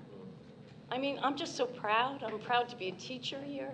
I'm proud to be a part of the NJEA. I mean, we've negotiated budgets. And every year, Lacey was always like, we want benefits. We want to take care of our people. We're not worried about our salaries. And then all of a sudden, like, our salaries were like garbage. We were like the least paid in Ocean County. I'm not talking Bergen County. I'm not talking like really low paid teachers. So then we started working toward gaining other things, like maybe having an equal salary in Ocean County. I mean, I've been around a long time, and it's been ups and downs, and I mean, you have to love this district, love the community. I'm sorry that 9.9 is a lot. It's a lot on me. I'm going to retire next year. I mean, I'm looking at, I have a nice lot. I pay a lot of taxes. I'm more than happy for those children that are coming through our district. And I'm sorry, and thank you for voting yes, because we have no choice. So, thank you. Thank you for your comment. One more thing. When the buzzer goes off, we're supposed to stop talking. And people were so eloquent tonight. And the reason why, and we have apologized as a union that we didn't act so professionally. It's very hard when mud is getting slung into your face time after time not to do something. So did we bang when the buzzer went off and someone was so disrespectful that they didn't respect the board, the buzzer, and their time? Yeah, we did. And I apologize, but I didn't hear an apology for the person that went over and that is constantly bashing us. And you have your right to your opinion. I just hope that you base it in fact from now on. And you like logic? Thank you.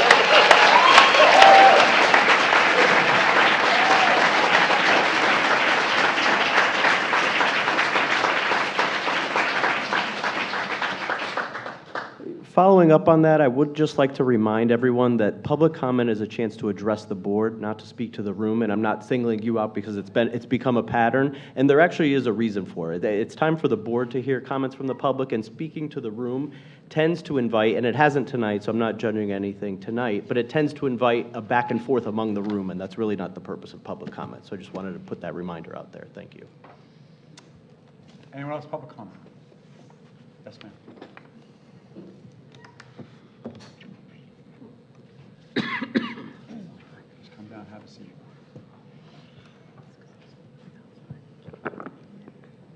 Hi, I'm Donna Neal from Forked River, New Jersey. I just want to make a few comments. One is, a nation divided will fall. A state divided will fall. And a city divided will fall. I see a lot of division in the world today and in this room. And I think we really need to come together and find solutions. I'd like to say that, speaking as a senior citizen in the district and someone that has cancer, I really can't afford a tax increase. I understand why the kids need it, and I would never say anything against it. However, I listened to the last two board meetings, and there was a lot of haggling going on. And comments were made about senior citizens not loving their kids. That's not true. The grandparents are the ones that are out there really picking kids up from school and helping their families. And this tax increase will be a hardship, but I understand it. So my question to you is, like the gentleman said, what are we going to do in the future? Maybe one of the recommendations would be to get teachers, parents, seniors, and vets, and the board together in groups to try to decide what we're going to do next year before next year comes. I don't know if that's a solution. It's a suggestion. But we can't wait till the end of next year to come up against what we're coming up now and causing more division. We want our students to excel. We're very proud of them. My granddaughter loves her school.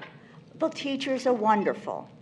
But I have to say, and being honest, and I don't want to be discriminated against either, that you understand my feelings too. As a senior, it is very difficult. It's not just the 9.9% tax. It's the other taxes that are going to be coming out also that we don't even know about yet. It's the food price increase. It's the gasoline increase. It's the electric increase. It's the water bill increase. It's not one thing. It's a lot of different things. And the seniors that live in this town really help out, I believe. And are there any other senior citizens here that are having a hard time? Raise your hand. So mostly teachers are here today, and we love our teachers, and has nothing to do against the teachers. But again, let's start thinking of ways now, in the beginning of September, of ways maybe we can have town fundraisers. Maybe there's other solutions that people as a group can discuss where we can start now in planning what we're going to do for our future and our children and our town and our seniors and our vets. Thank you. Thank you for your comment.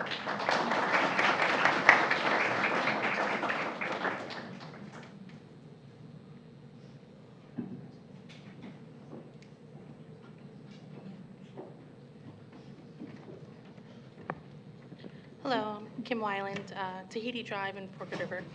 I wasn't planning on speaking today, but I wanted to say a little bit about my situation and my family situation. So my husband and I both grew up in this town. We both graduated from school here. We went out, got our college degrees, and we came back to Lacey Township to raise our families. My siblings did the same thing. They went out and got their professional degrees, and they came back to Lacey Township because of the community that we are. My children are in the school right now, and they love being in this district.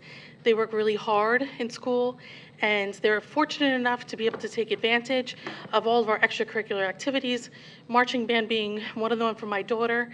And the idea of losing our extracurricular activities and losing our teachers and increasing our classroom size, it's so disheartening. And the idea that it's a one-time at 9.9% increase. And I realize that's a lot of money for some people, but we all have budgets, right? Our family budgets as best they can, and this will be another increase in our budget, but we're willing to do it because of the children, and they deserve an equal education. I know that there probably were some blunders, maybe by the Board of Education in the past, but those blunders should not, our children should not bear those blunders on their education currently. They did nothing wrong, and they don't deserve to be in these, overpopulated classes and not have a full rounded education like my husband and I did here in Lacey Township. We got a wonderful education. We were able to go on and become professionals and bring that education back to Lacey Township, and that's what we were hoping for our children as well. So I'm imploring you to please vote yes on this budget so that my children can experience the wonderful education that I did and my husband did and my siblings did. And that's why we came back here to Lacey Township. And like I said, no one wants to increase their taxes, no one wants to add to their budget, but this is really important for the future of the children in this township. These children are going to grow up to be doctors and lawyers and nurses and take care of all of us. But if we don't give them the education that they deserve, what's going to happen when they go home from school at 1:50? And parents don't get home until 5 o'clock, 6 o'clock, because parents are working 2 jobs. And now they're left to their own devices. Well, we know what happens then, right? We can do the best that we possibly can to keep an eye on our kids, but if you take away the things that they value, like their extracurriculars, and if they're being lost in their classroom, they're not going to want to go to school. They're not going to want to get this education. And I'm just imploring you to please vote yes so that our children can have this well-rounded education that they deserve. Thank you very much. Thanks for your comment.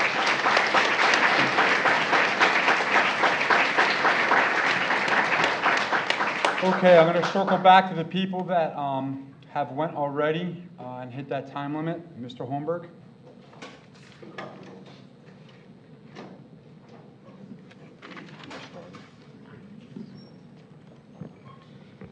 All right, so I went back and forth on whether or not I was going to stand up here a second time, but I got a little nudge from Michelle to do so, so I figured I'd clear my conscience a little bit.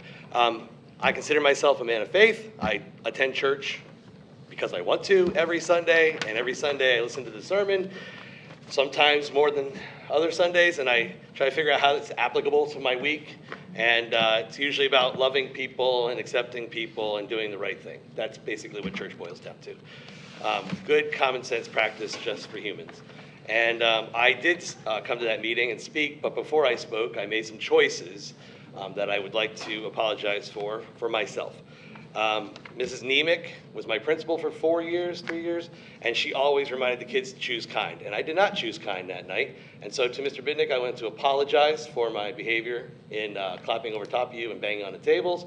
I did so because you did not respect the time. That doesn't matter, all right? We teach our kids it doesn't matter a reason, you just don't do it. And I didn't take my own daily advice. My frustration with you grows. We have difference of opinions, but we have common interests too. We have commonality. on Lacey, New Jersey Facebook group. You were out in force with the troops, advocating for the town to do the right thing with Community Hall. I wholeheartedly agree. As a taxpayer in this town, with no history going back decades, but I believe that the right thing should be there. So we have some commonality, not necessarily in this regard, but I apologize to you for doing that while you were trying to exercise your constitutional right. But I hope you understand why I did it. It doesn't excuse my behavior, so I apologize.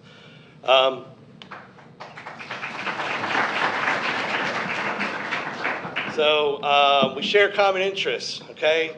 But I think now, okay, so we need to go to the point where it's a call to action. So you have a captive audience. You are an organizer. So my call to action for you and anybody else who would like to, run for the school board. There's 3 requirements to run for the school board. You must be a resident of this town. You must be 18 years of age. So yes, you can be a high school senior and theoretically 18 years old, be on the board by law. And you have to speak English. That's it. And you just go in, you get some signatures, and you could run for the board.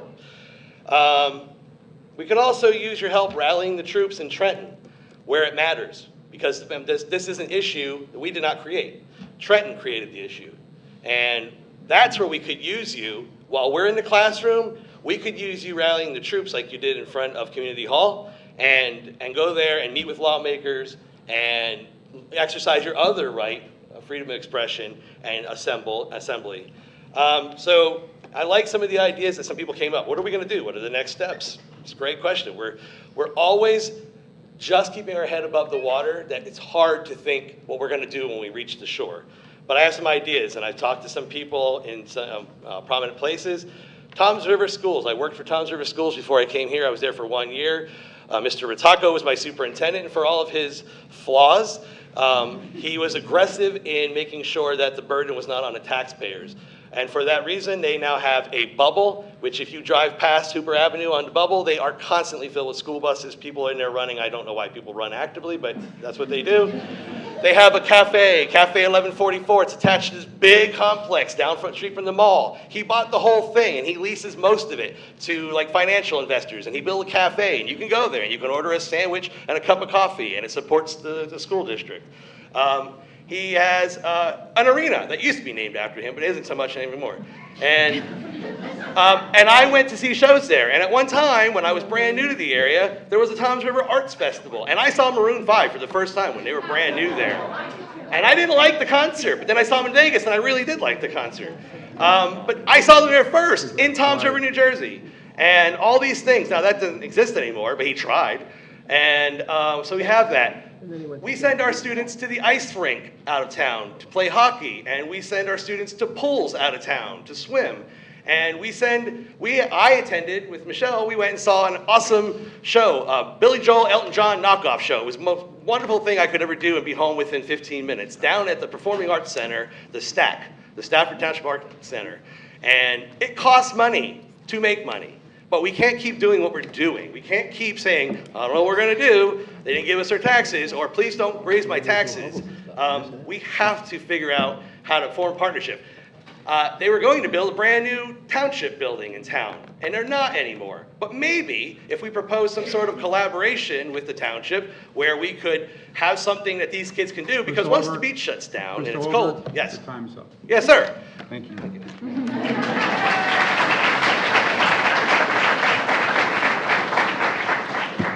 Mr. Senza.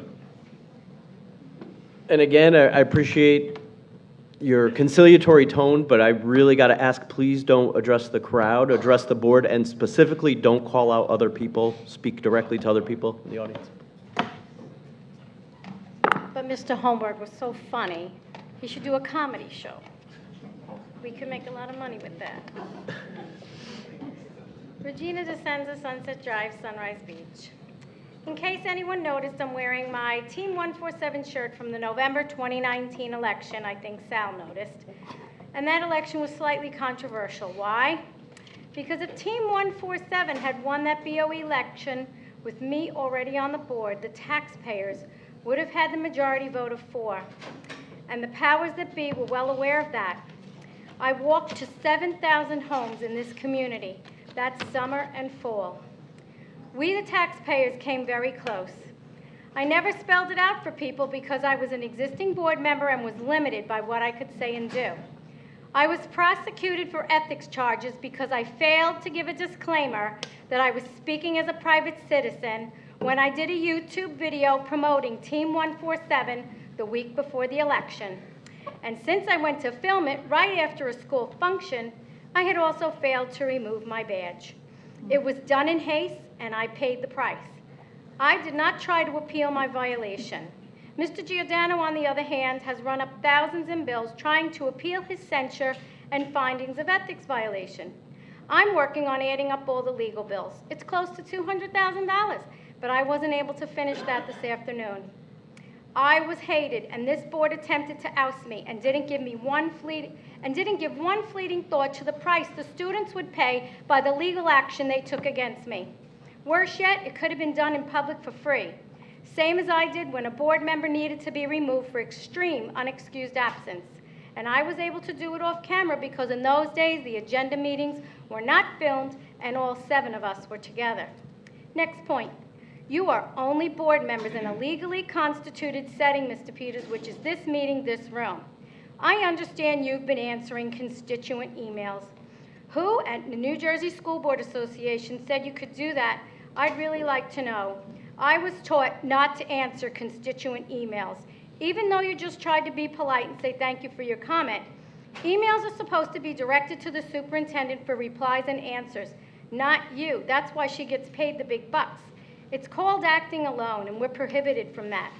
Board members are volunteers, not employees, and you do not run the day-to-day operations. You've also been micromanaging at times, also discouraged and prohibited. An ethics suit could be brought against you in a moment's notice, but it won't be done by me. Other people watch these meetings. Did you really think I would just cry and resign when I got the charges? I'm Italian, Sicilian, and I fight back, so I countersued. We are still waiting 4.5 years for my final decision, Mr. Roszi's final decision against Mr. Giordano, and Ms. Marcatello's ethics suit against Mr. Giordano. The wheels turned slowly, and the price was very high. Pretty soon I'm going to start talking about stuff that only I know, and some of it may be awful embarrassing. Thank you for allowing me to speak, and think twice when you vote how many Lacey residents you're stabbing in the back. It's criminal when you're doing this tax increase, and 20% of Lacey residents are on the county SNAP program. The voters better realize they need to make more careful choices in November. Please don't vote for existing board members. Key in your own name, or better still, get a petition and go on the ballot yourself. Only 10 signatures are needed, and I'll notarize. Thank you. Thank you for your comment.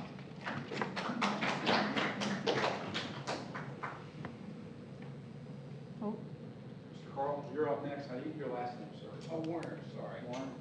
Let me make sure. I'm obviously new to this. There's a ramp here. It's all good. Just watch the next step of the ramp. Good? All right, I apologize for last time. I didn't realize I was rambling, but I do have some points I want to make out. Dealing with these special projects, we always ran short of money trying to do them. And when we dealt with the government, we learned very quickly the easiest way to deal with them, I'm sorry, addressing you, the easy way to deal with them was to make a matrix and spell out precisely what's going to be lost if a budget's not passed, or we don't receive money from the government, in this case from the state. I hear a lot of words, but they're vague. Oh, safety for the students. What do you mean? Explain it. You don't get that. Oh, a quality education. That's vague. Spell it out. Say, this is what they're going to lose. This is what they're going to gain if we had the budget. If you're going to do this, this is what we're going to sacrifice. Let them know that their heads are in the noose. And then we'll say, we let you know. You fail, we're going to turn it around against you. We know politicians are more interested in the image than they are about anything else. Let them know that they're going to hang if they don't do the right thing. In my economics class, I've learned you never tax a population into prosperity. I know, we're in a very tough situation here. Who has the money? I understand. A lot of people are saying, oh, I'm willing to pay. I'm willing to pay. But most of the time when I hear that, it's from a teacher. I'm going to ask it. I respect all of you. You're going to get a raise to help pay for it? I'm not. That's the boat I'm in. Should there be a raise in the budget? Well, if you've been waiting for, what, since 2018, am I correct? 2018, was it? Or whatever.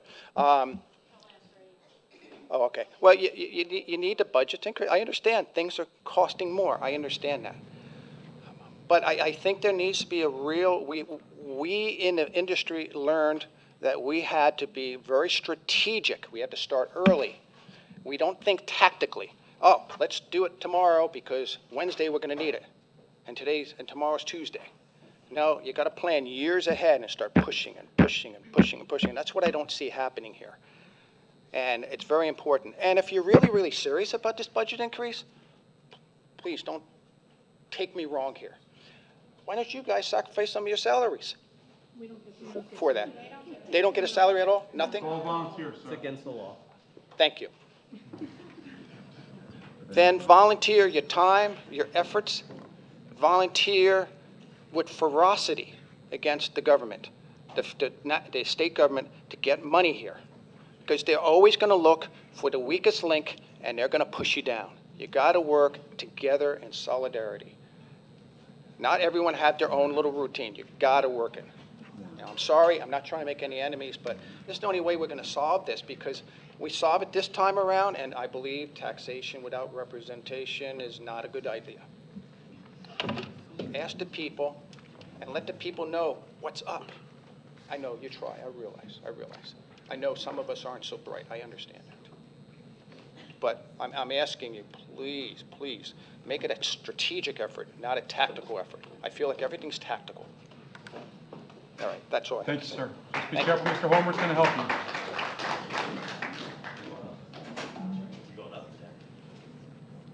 Mr. Salter?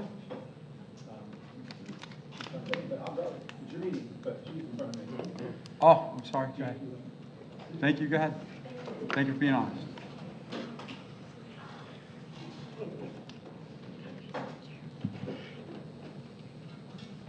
Hi again. As I stated previously, I'm also a student of Lacey Township High School. I don't want to sound disrespectful or rude at all. I understand everybody's opinions. Everybody's entitled to their own opinion, and I completely understand that. But I just want to let you guys know that we are your future. We're your future. We're students, but we're your future.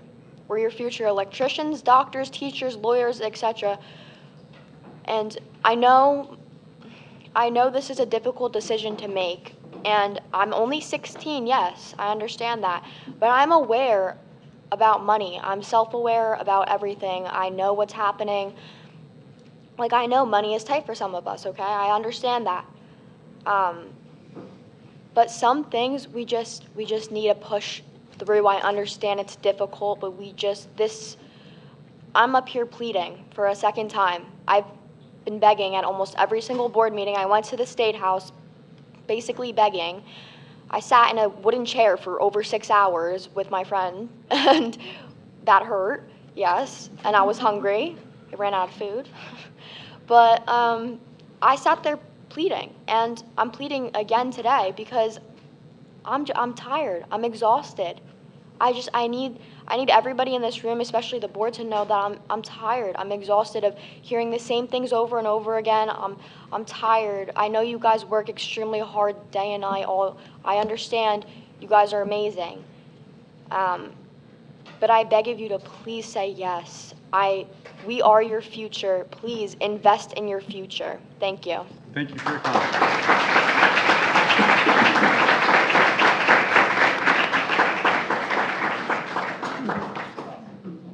You know what, I'm going to let go of my last 5 minutes, and I'm going to leave it exactly what she said, because I think she summed it up perfectly. Okay, thank you.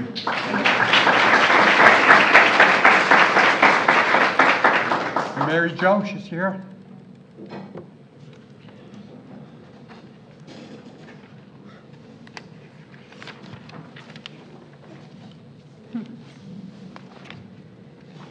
That would have been embarrassing. So, thank you for letting me get back up. The only way to move towards a better situation is by seizing the opportunity before us. While this may not be our preferred course of action, it is the right decision for our students. It is our responsibility to prioritize their well-being. I sincerely thank you for your time and attention to this matter. I also extend my gratitude to all those who have taken the time to write letters, send emails, make calls, and attend meetings, and advocate for Lacey Township in Trenton, especially since January. So thank you for your continued support and dedication to our school community and to whatever brings us next.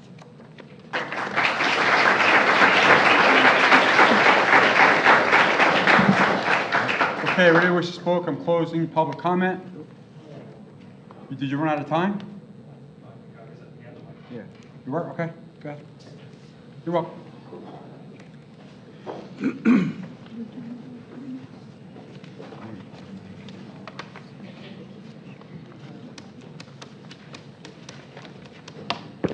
Okay, sometimes when I speak, it might sound like I'm very frustrated, and I am, because I've been at this for a very long time. A lot of you don't know the slightest thing about my professional background, my life background, how diverse it has been. I actually ran a unionized institution. I understand how these unions work. I had to deal with them. To me, personally, they are a real challenge for any organization who has to deal with them. It's just a matter of a fact. So, on another notion, as I said at one of the other meetings, yes, he did. I love it. Thank you, God. So anyway, We have order, please, while you're speaking. It sounds like it's just a ductwork. Yeah, it's just, he was out there working on the air. He's just turning the air on. Okay. Okay. Thank you. Sorry, okay. We have order, please? Yeah, please. Thank you. So anyway, I asked this at the meeting that I was rudely disrupted at by the teachers union. This actually started way before I went over my time. And I went over my time because two individuals before I spoke actually were given more time. And if you're going to do that for one person, you have to do it for everyone. Sorry to say, it seems biased and discriminatory because certain people don't want to hear the message of maybe other people and other opinions. But this I have to ask the teachers union, okay? A lot of you live in this town. Please just direct the... Yes, and you are asking all of us taxpayers, all of us, to sacrifice. But I haven't heard anything. I know you haven't sacrificed anything. You haven't come to the board and you haven't said, okay, we'll take back no raises this year because we understand we don't want to hurt the senior citizens in our town, the people who maybe can't afford to live here. Okay, you talk about empathy. This is a good opportunity for your union to actually come back to our community and say, we really do care about our community, not only about our own little world that we live in. And yes, the meeting's 4 o'clock, so it's filled with the teachers union. And, so you can come up here and you could speak and speak and speak, and there's not enough people who are working who could come here and be able to speak. And I beseech you, quite frankly, it works both ways. You know what? Your union should get together and come together and make a proposal to this school board about what you are willing to give back and at least go halfway. So we only have to have a 5% increase. That is my recommendation. I'm sure you would get so much more support from our community if you did that. So on another note, I just want to finish off with a couple of things because I've been at this for a long time and I've recommended a lot of things. Some of the stuff were brought up tonight. One was by Mrs. Neal when she said, about having a committee of citizens for the budget. One of the proposals that I had when I actually had 3 candidates who were running in 2019, which Regina was part of as part of our team, was to have a citizens committee on the budget. I actually gave this information to the board. I think it was last year or the year again. Did they ever act on it? No, they didn't. Okay? Also, I recommended that they give the vote back to the public so we could vote on the budget. Have they ever done it? No, they haven't done it. So if I'm frustrated, I have a really good reason to be frustrated. And there are people here, too, who say, oh, Mr. Biddick, you should run for office. You know what? My power is in my voice. And you can't speak as freely as I do when you are a politician. No one can muzzle me, and it does take a lot of courage. I hope that there are actually young people in our community who, whether you agree with me or not, can realize it takes a lot of courage. I have fought not only here with the Township Committee. Yes, I was one of the people who stopped that $100 million municipal complex, which would have raised our property taxes by $2.6 million a year under the town's budget. Yes, I fought it. Yes, I knew about it. Where were all of you? Exactly, where were you? Do I get a thank you from any of you for probably saving you $20,000 or $25,000 in future taxes? No, nothing. Yes, I am involved in saving property of historic significance because I believe in history. I'm a very well-educated person, 2 master's degrees, have run several nonprofit institutions, 4 government institutions. I was the youngest person in this country to be appointed as state librarian when I was 29 years old of Rhode Island. Yes, I know nothing according to a lot of you people. I have been involved in education my whole life. I'm a classically trained pianist. I am even in 2 documentary films. I have lectured all over the world. What do you know about me? Well, I'm telling you a little bit about me. I demand respect by people who think that they know, but they don't. Thank you very much. Thank you for your time. Going to move on to board comment. Start, Mr. Kennedy, please. We've been talking about this since January, February. One thing that all of us up here agree on, to assume, nobody wants to do this. Nobody. As taxpayer, again, I don't. I'm in favor for the children and the children alone. That's all I have. Thank you.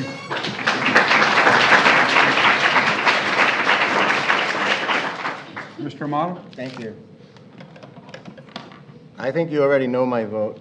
I said it the last time we voted on this tentatively. And I'm confused. I'm confused why my no vote means I don't care about our students, teachers, and administrators. It bothers me. I, too, am the beneficiary of having 3 children graduate from this school. 3 of them. They're all doing amazing. All right? And 1 at Coastal Carolina, 1 who went to St. John's University, 1 who's at OCC right now, and they're doing phenomenal because of this school body, this school district. Okay? My youngest went up to the 8th grade here, and he made a choice to go to private school. And he's in all honor classes now. And that's because of this school district. He was educated properly. He knows how to add properly. He knows how to divide properly. He knows how to research. He knows how to analyze. He knows how to do all those things. And that's because of this school district. So to say that my no vote means I don't care, I find that offensive. I find it offensive. Because I do care. Because I did put kids through this school district. And I do pay my taxes while another kid is at another school. I'm not complaining about it.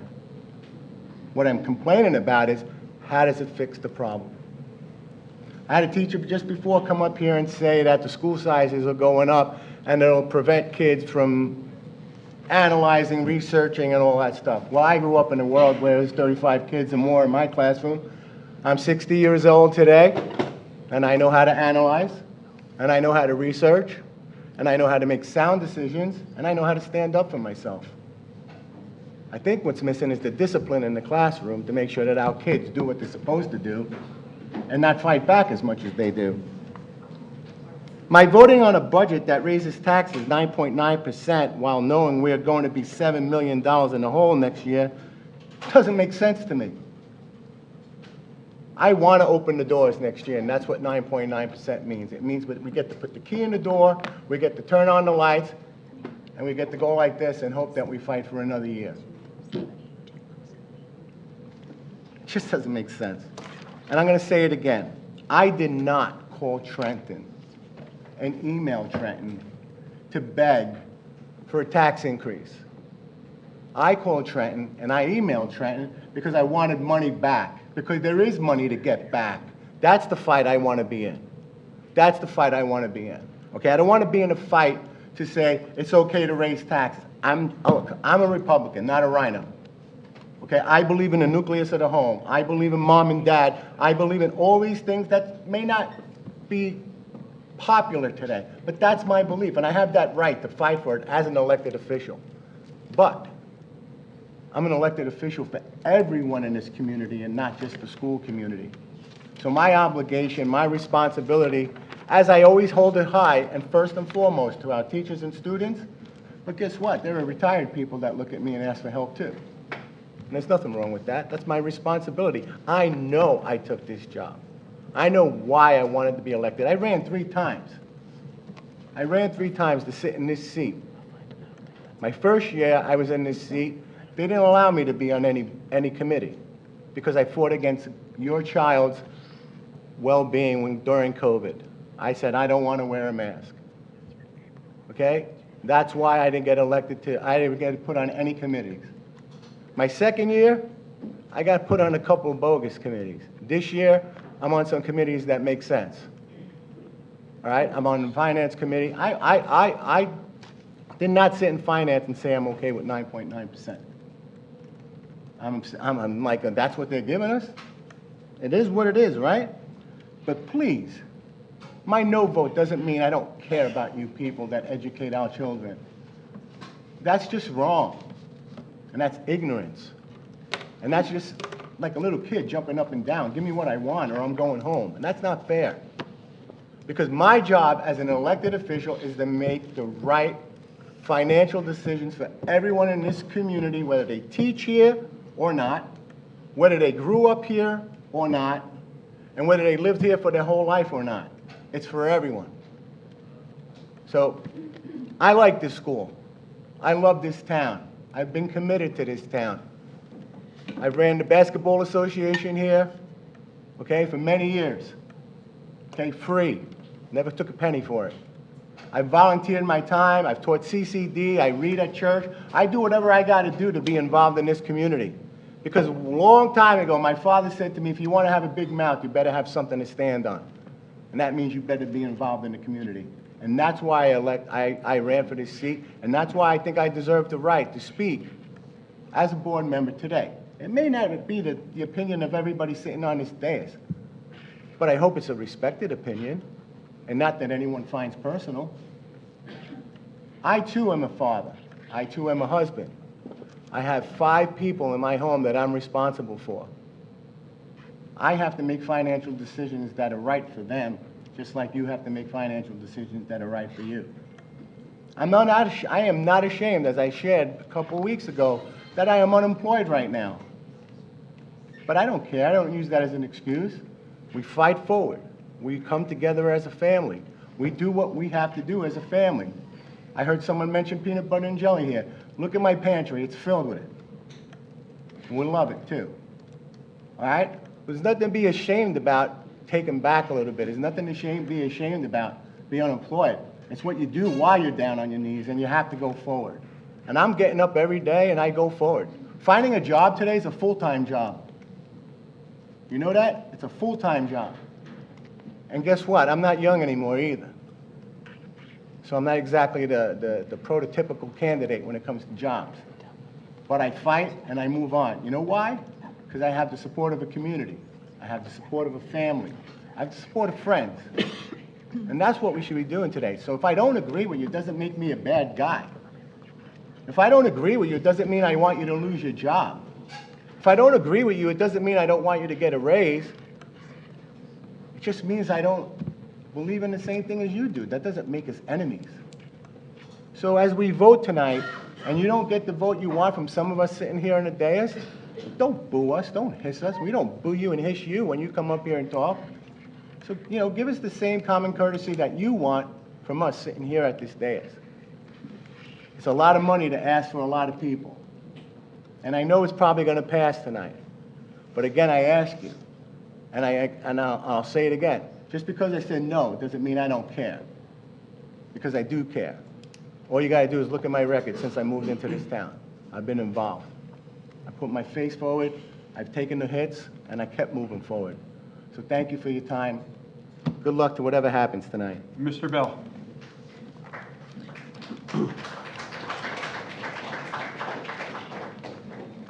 I've never had an applause and my name was just mentioned. That's all right. It is a tough situation. I remember my dad telling me a story that my grandfather had a fit when gas went to 30 cents a gallon. Anybody here would like to see gas at 30 cents a gallon? Yeah. Increase is always going to happen. I've been in Lacey 24 years. I believe that education begins in the home, and I believe it begins with the man. It's not something that we should just pass off to the wives. Yes, moms are better at it, but the men should be leading it. So I made a decision in 2003 to take my oldest and put him in a private school where I could control what he believed, what he was taught, and I took care of him. Had to pay for that out of my own pocket, while paying taxes to my town to educate the children at Lacey Township. I've kind of looked at it this way. That's my scholarship fund from my local community.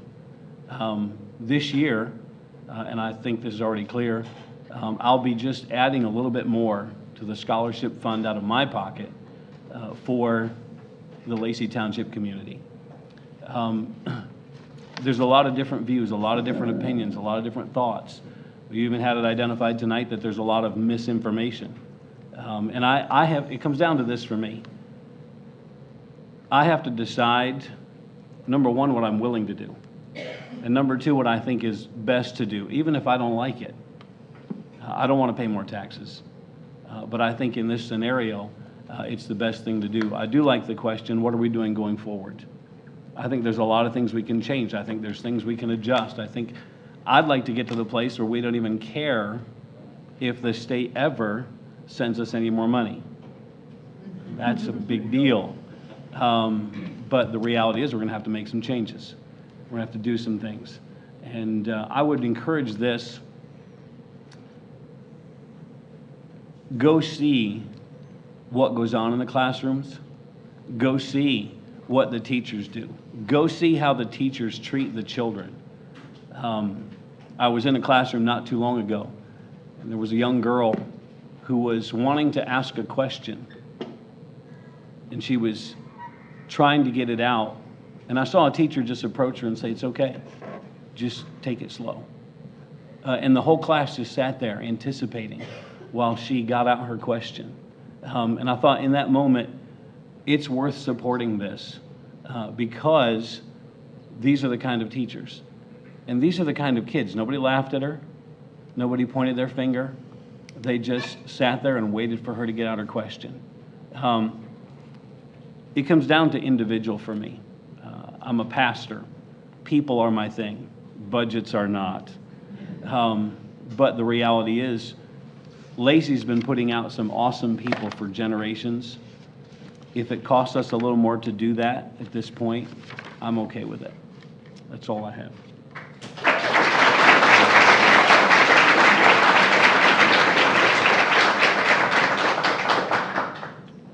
Mr. Mott? Hi, everyone. So I prepared a statement so I didn't go off on a tangent. As a dedicated member of this board, I must express my strong opposition to the proposed tax increase from 2% to 9.9%. This nearly 10% hike is a short-term fix for this year's budget only that will place an undue financial burden on our taxpayers, while still leaving our district in a $7 million deficit for the next fiscal year. This approach is neither sustainable or responsible. Next year, we'll be sitting here again asking for either more taxpayer money or possibly reducing staff. Increased class sizes are never desirable. And I remember when I was running, when I sat with some teachers, and I agree, smaller class size is absolutely the best. Unfortunately, we're not in that situation right now. However, the concerns raised about dramatically larger class sizes, I heard numbers up to 65. If this budget does not pass, are unfounded. There are specific square footage regulations for each classroom. I think someone said 800, but I think it's about 700 square foot. That's what I was told per room. So there are specific square footage regulations for each classroom that can't be surpassed, making some numbers being thrown around unrealistic and unattainable. Our board president has stated every possible avenue has been exhausted, but I disagree. It seems this board has taken the path of least resistance by placing the burden on taxpayers and instilling fear rather than finding solutions. What if the governor didn't approve the 9.9% increase? We would most definitely would be sitting here and we would have found a way to keep our schools thriving and we would have made it work. We would not have closed our doors this year. We all understand that failing our children is not an option. And as Sal mentioned, we have 4 children. So we all understand that failing our children is not an option, and our primary duty is to ensure their education. But it's not to impose excessive taxation on our neighbors, families, and small businesses. Last meeting, Mr. Peters suggested that the district only taking 2% or less in previous years was almost like a favor to the community. In reality, it was simply adherence to the 2% tax cap, as those that vote yes today are proof that if we didn't have the cap, more money would always be taken. If past boards have been inept at financial management, it's our responsibility to rectify it. We must work together and stop spending money we do not have.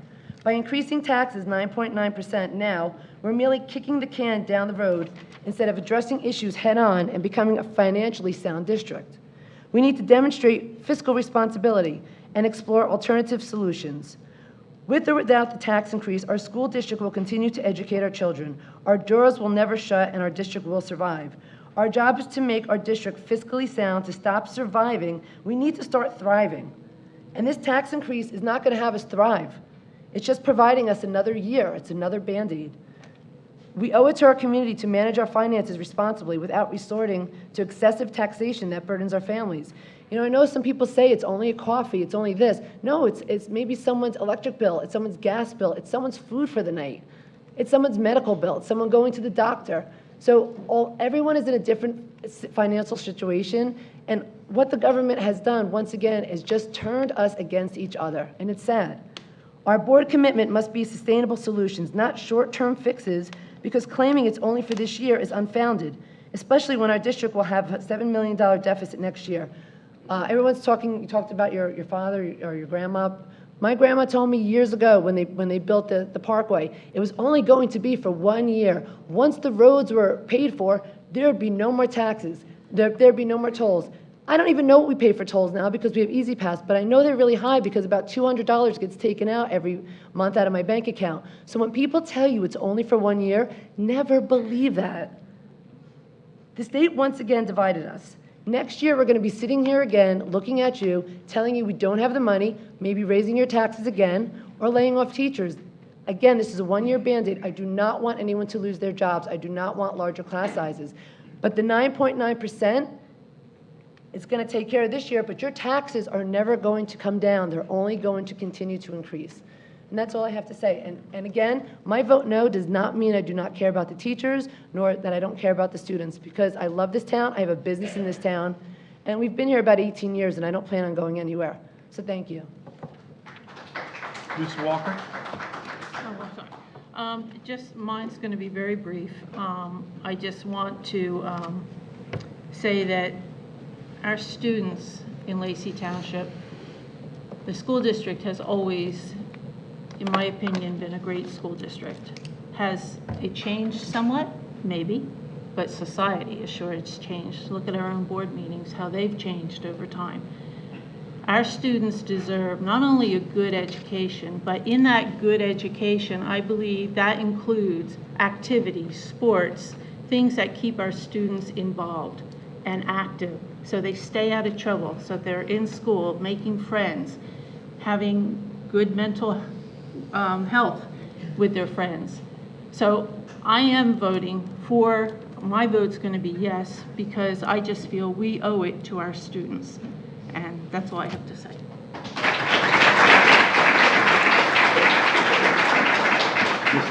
Yes. First, I'd like to address Steve. We did talk about the busing situation in finance, but it was only 2 days after our meeting, so we opened the conversation. We're going to do it again the next finance meeting, so we are talking about it, but it will be a significant cost to us.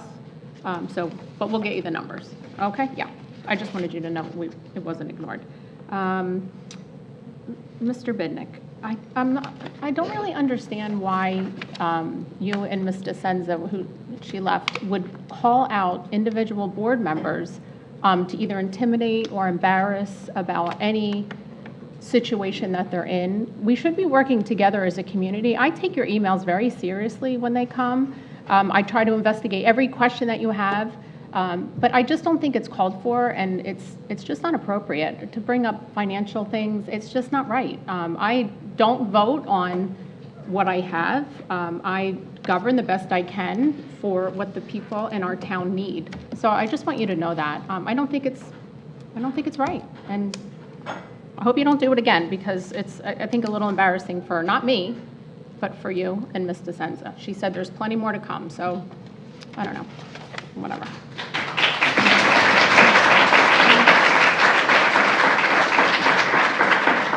So during our last board meeting, we were asked by a few board members to reconsider the yes vote. So I thought about it and recognized that their concerns were valid. I also recognized that by not capturing the $4.2 million, we would never be able to do what we were elected to do, and that is to provide a thorough and efficient education. As board members, we walk a fine line when making decisions for our taxpayers. We work hard in our finance meeting to cut any and all unnecessary bills. This year, we have cut $6.5 million alone, so to think we are not being fiscally responsible is dead wrong. With those cuts, we have cut an additional 35 staff members, courtesy busing, cut significant amounts to athletics and extracurricular activities, slashing building funds for maintaining our aging buildings, and unfortunately, we had to cut a significant amount to our educational budget. We are not overspending. Some may think this is a Band-Aid. I do not. I think it's a stepping stone in the right direction. Mr. Armato, last meeting you brought up how impressive Ridgewood High School was in Bergen County. Yes, I am sure it is very impressive. They have beautiful maintained schools and fields, but what's more impressive is they have a student-teacher ratio of 13-1. Will we have a 40-1 after tonight? I hope not. They also receive the same amount of state aid that we do, $7 million. But what do they have that we don't have? Money. They just approved their budget for $138 million. Lacey is 71. I'm going to repeat that. They approved $138 million. We have 71. They pay almost double through taxes. In 2018, we received $21 million in state aid with the 2% cap put in place. Today, we are down to $7 million, maintaining our $71 million budget. I think think about all the cuts that were made over the years. In 2015, our school ranking was 180. Today, it's 329. Do you know what that other school is? They're ranked 21. So funding makes a difference. 100% makes a difference. You have to recognize there is a direct correlation between funding and ranking. The decrease in ranking started when the S2 began.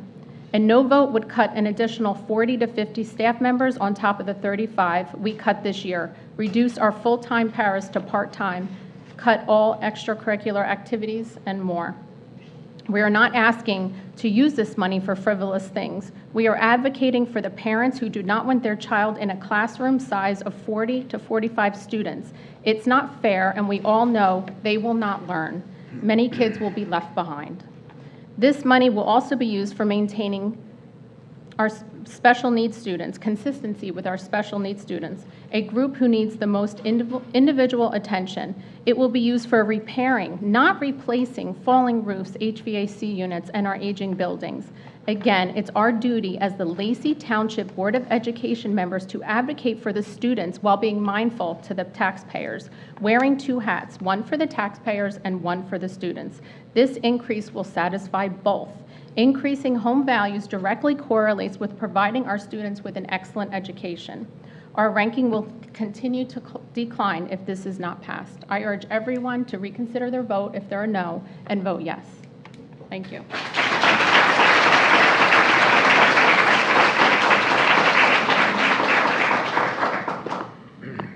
So I had the opportunity the last 2 nights to give a speech at graduation to both the middle school and the high school. I had the opportunity to shake hands and give out diplomas for the middle school students.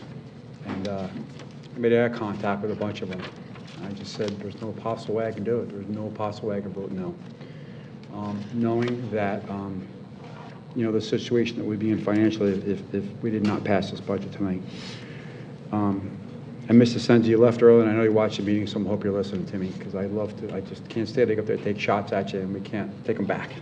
So, but I'm not taking a shot back, I'm just stipulating something. You mentioned that 20% of Lacey taxpayers are, Mr. Bednick, can you hear me okay? Okay. So, I understand that she mentioned that 20% of students are on food stamps. Can you imagine if this budget did not pass tonight? What it'd be like for that 20% of those students that couldn't afford to play sports, that couldn't afford to play, that would have to pay to play, couldn't afford music and band and whatnot afterwards? It is much cheaper to educate than pay for them to be incriminated, right? So,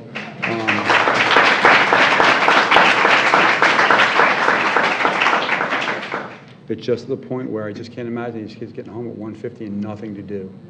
Nothing to do whatsoever, whether it's band, whether it's art class, whether it's football, whether it's baseball, soccer, travel, G&T classes, I mean, whatever it is. So I'm going to be a 100% yes.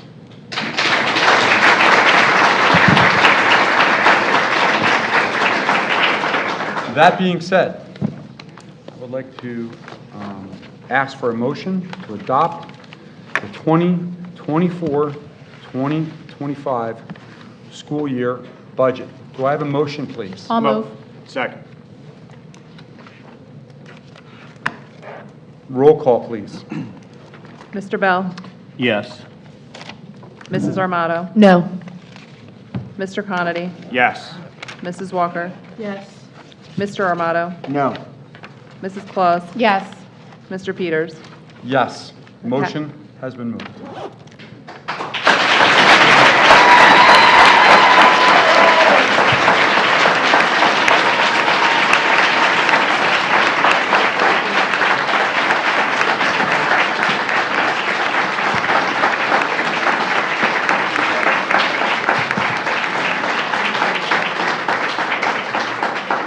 Can I please have a motion for adjournment? Second. Roll call, please. All in favor?